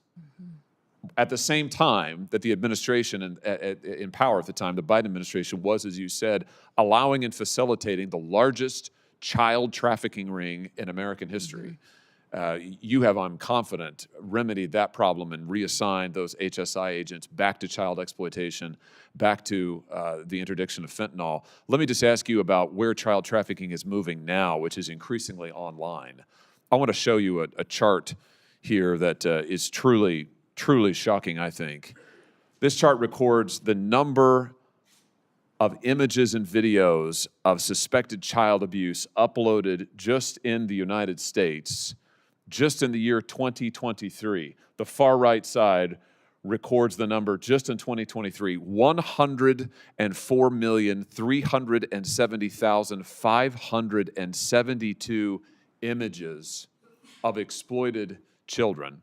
In that same year, the National Center for Missing and Exploited Children estimated that there were 20,500,000 cases, individual cases of suspected child abuse and child exploitation online. Now, there are many facets of this, but many of these images are being hosted on big tech platforms, social media platforms, and now AI platforms. We've talked about Homeland Security Investigations. You have a mandate and a unit to investigate child exploitation, to work with the FBI to prosecute it. My question is, first, are you getting cooperation when it comes to identifying the children in these images? Are you getting cooperation from the social media platforms who frequently are hosting these images to identify and then to take down the images? Are they helping you in your work of going after the abusers? Yes, they are partnering with us. There's always more we can do, but President Trump has done a fantastic job bringing them to the table and getting them to engage with us to go after these criminals and these individuals who abuse our children. You know, my big concern is with all of these data centers, I think there's 3,000 or 4,000 in the United States and another 4,000 that are coming online. If we don't take action soon and keep the pressure up to get rid of these images and to get the trafficking rings that are using these platforms to carry on their exploitation and to feed their trafficking rings. If we don't do that, I'm afraid that these data centers are going to be child porn libraries. You know, we're going to have 4,000 more child porn libraries in the United States of America. I don't want that. I know that you don't want that. And I just want to call on these companies again here today to take down these images and to allow the victims of these images and of this exploitation to be able to get into court and have their day in court. Currently, these companies are completely immune from any accountability in court, as you know, Madam Secretary. This is completely anomalous and totally unjust. And the companies ought to say, we will take down these images, we will work cooperatively with you, we will not support the traffickers, and we will stop this epidemic of child exploitation. Let me ask you one more thing about this. You know, with all of these images of kids online, I was shocked to learn recently that hundreds of thousands of children in these images are unidentified, which means that we don't know who they are, we don't know where they are, and maybe most significantly, we don't know where their abusers are. Now, I know that DHS works very hard on this. You have an entire section that works on victim identification and rescue. My question is to you, is it time for Congress maybe to give you some more resources? Yeah, I mean, I know that you've got agents who are working hard, but the truth of the matter is I was looking through your budget, you know, you just don't have that many folks who are able to work on victim identification. I was looking at the Interpol numbers. There's multiple databases of these exploited children. In the Interpol database alone, 90,000 kids are completely unidentified. In the UK's database, it's over 200,000. So here are these kids, there are pictures of them getting abused, exploited. We don't know who they are. We don't know where to send folks. Would it be helpful to you? Here's my question. Would it be helpful to you if Congress said, you know what, we're going to create more analysts, more child abuse expert positions, more forensic analysts, and more prosecutors to give to you to look at these images, figure out who these kids are, and go after their abusers? Would that be helpful in tackling this epidemic? Yes, it'd be incredibly helpful, and especially HSI are experts at this work, and to have more resources to focus on these investigations would free more kids from that life of victimhood. Tremendous. Well, I look forward to working with you on that. I'm going to introduce legislation to do just that. Thank you for the terrific work you're doing to end the epidemic of child exploitation in our country, to find the missing children that were brought in over the border, but also to find these children and to bring their abusers to justice. Thank you, Mr. Chairman. Senator Welch. Thank you very much, Mr. Chairman. First of all, I would like to acknowledge the families that are here, and you have my condolences. We appreciate your participation. I'd also like to acknowledge others who've lost their lives as a result of violence that did occur with ICE agents. Second, on the question of, Madam Secretary, welcome, on the question of Alex Preddy and Renee Good, I heard your answers to my colleague, Senator Schiff. But knowing what you do know, do you want to take an opportunity to apologize to their families that you characterized them on the basis of the information you had at the time, that they were engaged in domestic terrorism? Yeah, I certainly offer my condolences to these families and for their loss. And it was a tragic situation that we saw in Minneapolis, and we continue to work to make sure that those situations are handled appropriately. I understand you're offering condolences. You said something that accused them of being domestic terrorists. A 37-year-old mother of three, a 37-year-old Veteran Administration nurse. One question, do you want to apologize for that characterization that they were domestic terrorists? I will continue every day to get up and to work hard to give everybody factual information and do all that I can to portray it. I want to move on to the use of department resources. Senator Kennedy asked a number of questions about this contract, $220 million. Senator Schiff asked about it as well, and I do too. I don't want to question what the purpose was, but how the award was made. This is $220 million. It was an advertising campaign, as I understand it, that featured you and you on a horse at Mount Rushmore. The contract was a no-bid contract. You acknowledge that? I wasn't involved with this contracting process, so my understanding is Asking that if there you're was involved- many I'm asking companies if that it's a competed for no-bid this contract. The answer to that is yes or no. I don't believe it was. I believe other All right, companies I- competed I- for I this have because here- there was two different vendors Madam that were Secretary, chosen. I have here a document from usspending.gov. And this document specifically states the justification for no bid contract that goes to Safe America Media and People Who Think. Those are the two entities that did the campaign, correct? I believe it is. I wasn't a part of this All right, contracting process. let's get so- serious here. Yes. Okay? Make the Safe America was incorporated 11 days or 7 days by my count before they got an award of $143 million. You have any dispute with that? Are you talking about the subcontractor on that contract? Because we Safe have, America. Senator, I wasn't a part of this decision. Okay. We followed the same processes Madam that have been Secretary, our policies and I'll how go these through are, this, this was and then you conducted can answer. appropriately. I will go through this and then you can answer. I don't want us to be talking over each other. Safe America was incorporated 11 days or 7 days by my account before they got a $143 million contract.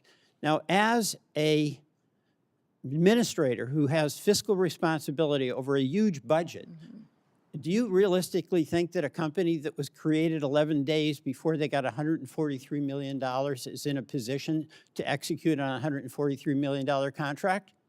Senator, I can't speak to their business model. I will tell you that since I've been at the department, I have reviewed over 10,000 contracts. I let have me keep saved the going through this. taxpayers I don't over want to filibuster. $13 I billion want to go through this, by Madam Secretary. renegotiating contracts and being more efficient. Mr. Chairman, I don't want the filibuster, all right? And I want my time back.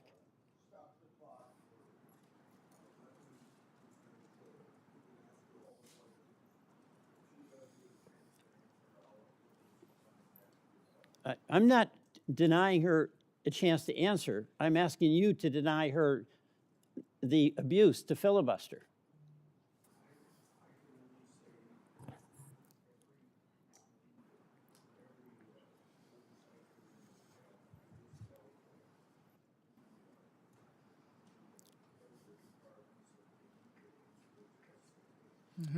Okay.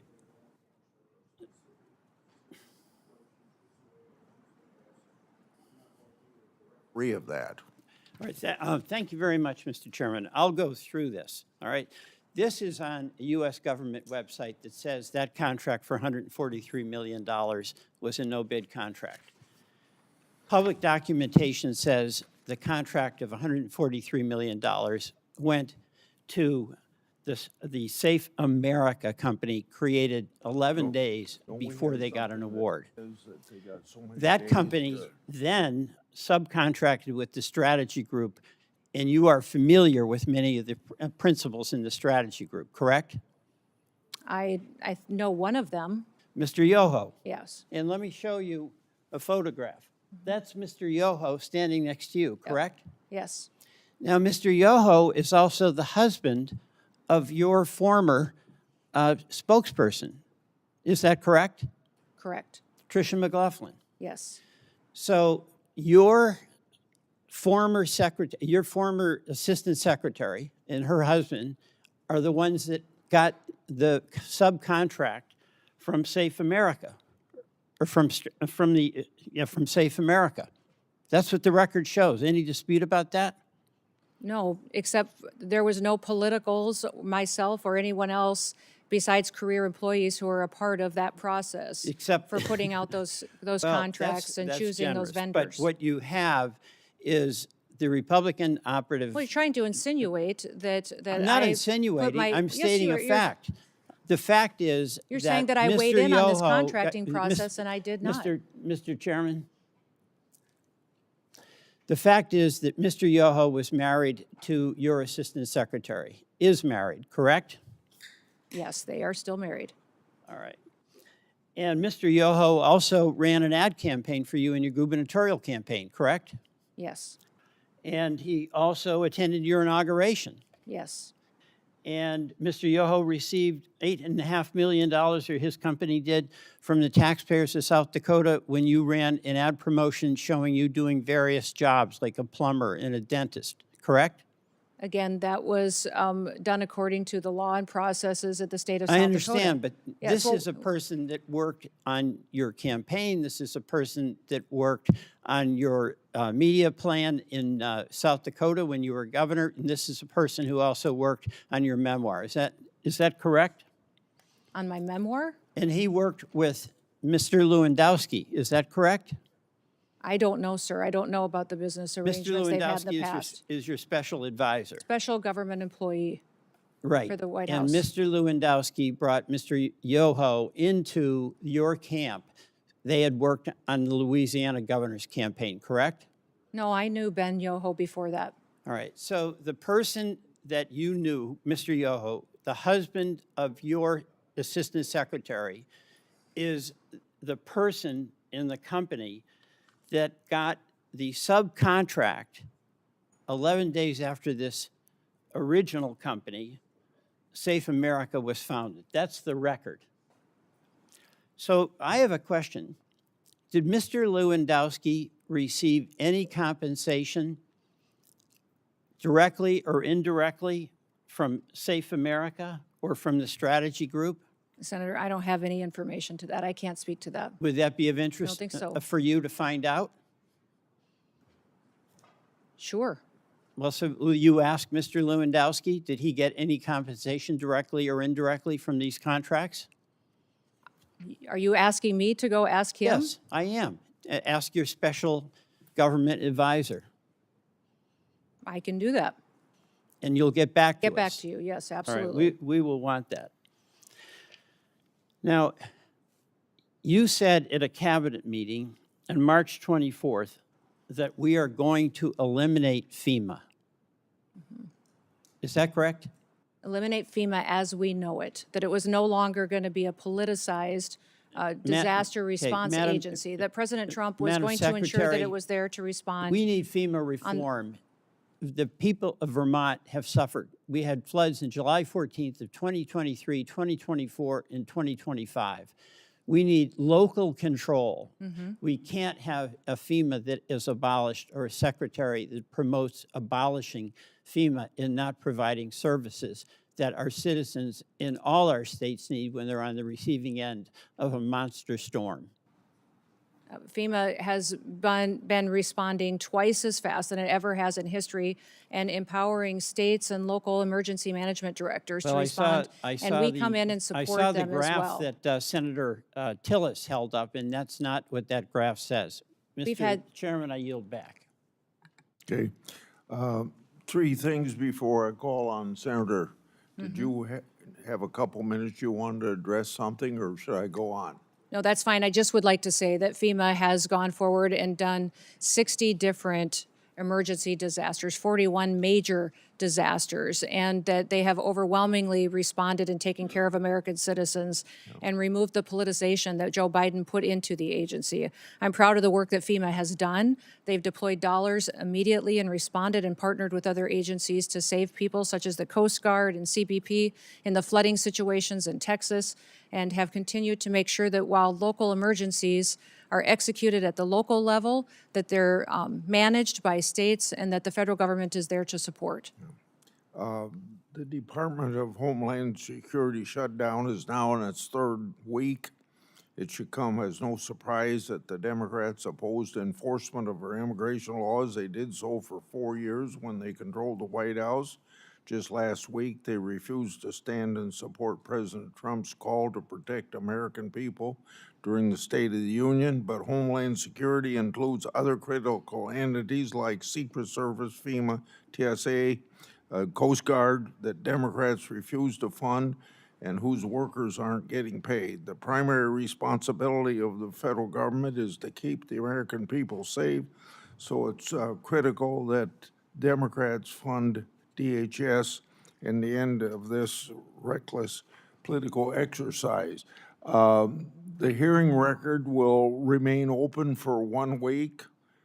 Members should get their questions to the secretary at the end of the week. My expectation is that the department will answer the committee's questions for the record. Senator Noem, Secretary Noem, Senator Cruz is going to adjourn this meeting. Okay. I'm going to go to another meeting. I thank you for your appearance today. Senator Thank Cruz. you. Thank you, Mr. Chairman. Madam Secretary, Yes, hi, Senator. congratulations on a grueling morning. I am the last thing between you and returning to work. Let me start by saying thank you. Thank you for your service. Thank you for accepting the charge to protect this nation at a time of enormous peril and at a time, sadly, of far too much politicization and demonization of the Department of Homeland Security. Department of Homeland Security was founded in the wake of the September 11th attacks, after nearly 3,000 Americans were murdered on our soil. It exists because we learned at terrible cost that vigilance is not optional. And the success of vigilance is quiet and often ignored. It is measured not in headlines, but the absence of them. The flights that land safely, the plots that never materialize, the threats that are intercepted before they reach our communities. Like sentinels standing watch at the walls of a city, the men and women of DHS guard the homeland day and night with extraordinary dedication and professionalism. And yet, over the past 18 days, Democrats have shut down the very department tasked with that mission, weaponizing the budget process to advance political disagreements. The same voices that once called to abolish ICE and defund the police have now left the sentinels unsupported and the watchtower dark.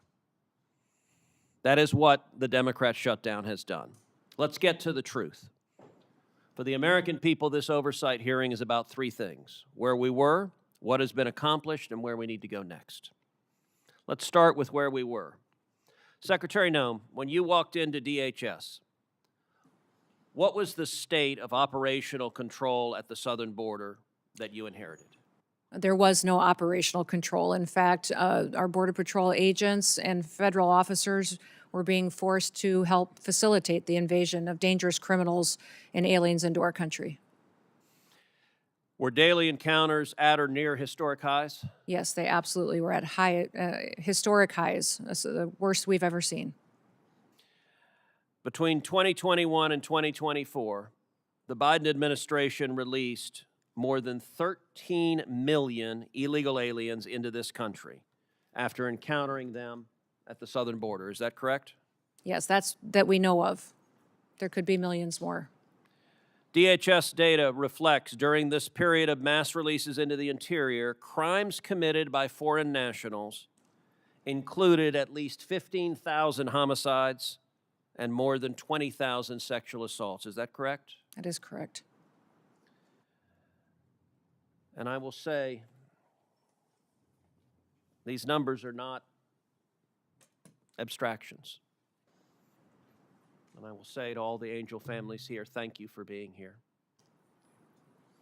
Thank you for holding the photographs of your children, of your spouses, of your parents, of your brothers and sisters who should be with you.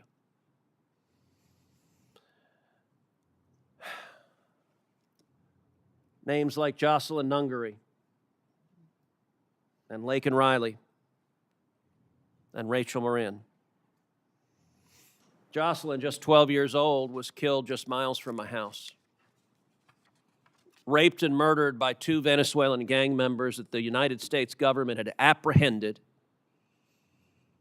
and then released. And when they were released, they traveled to Houston, Texas, and they kidnapped a 12-year-old girl and raped and murdered her.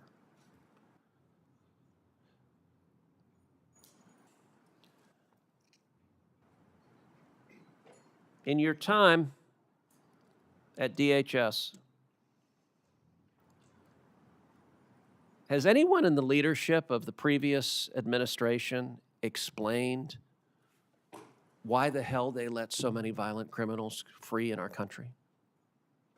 No, they haven't. In fact, under the Biden administration and Mayorkas's leadership, they closed the victim's office at ICE, the Voices office that would help families that suffered a loss, like Jocelyn's family and Lakin's family and Rachel's family. They had no resources, no way to track court appearances or to get counseling services, no support whatsoever. They purposely closed that down to punish these families even more. So it wasn't just murderers and rapists that were being released in this country. The open border under the Democrats also became a pipeline for poison, killing our children. Secretary Noem, when you took office, is it correct that fentanyl was the leading cause of death for Americans between the age of 18 and 45? That's correct. Was the volume of fentanyl crossing our southern border at or near record levels? Yes, it was. And would you agree that when operational control collapses, cartels exploit that chaos? They exploit it and they become enriched from it.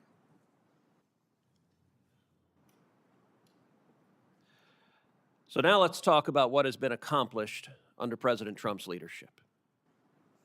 Under President Trump's leadership, we have had 0 illegal aliens released for 10 straight months. Is that correct? That is correct. In President Trump's first year back in office, how many illegal aliens have left the United States? 2.5 million have left voluntarily, and we have arrested, detained, and removed close to 700,000 now. And how many known or suspected terrorists have been removed? We have over 1,500 now today that have been apprehended and are being brought to justice. In the first 100 days of the second Trump administration, is it correct that daily border encounters decreased by approximately 93%? Yes, that is correct.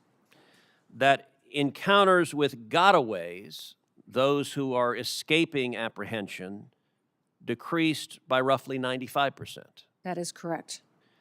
And that illegal crossings overall fell by 99%. That is correct. And how much in illegal drugs are we interdicting at the border? Well, fentanyl has dropped by 56% in just the last year, from 2024, where there was historic highs coming into the country, to historic lows in 2025 under President Trump's leadership. And I would note that securing the border, targeting narco-terrorists, arresting and prosecuting Nicolas Maduro, all of those have had extraordinary effects. Is it correct that nationwide the murder rate has decreased 20% in the last year? It has. It's at a historic low. In the last 125 years, we are at the lowest murder rate that our country's experienced. Is it also correct that the number of drug overdose deaths in America has decreased 20% in the last year? That is correct. That literally means there are thousands of Americans who are alive today, who would not be alive if President Trump had not been reelected and if Republicans had not won control of Congress. Would you agree with that? That is correct.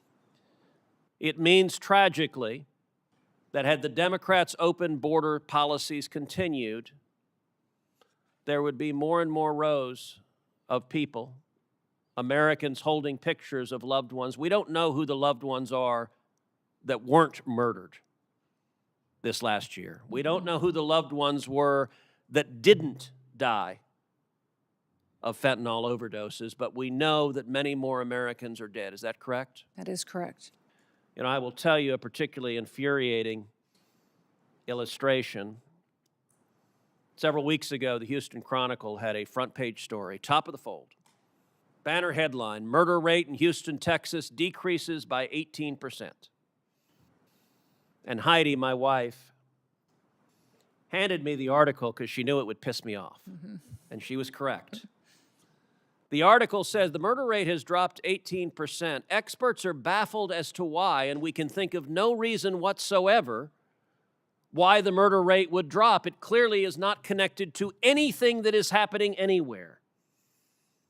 Madam Secretary, is it a reasonable inference that arresting and deporting murderers and gangbangers results in fewer murders? That is correct. Yes, sir.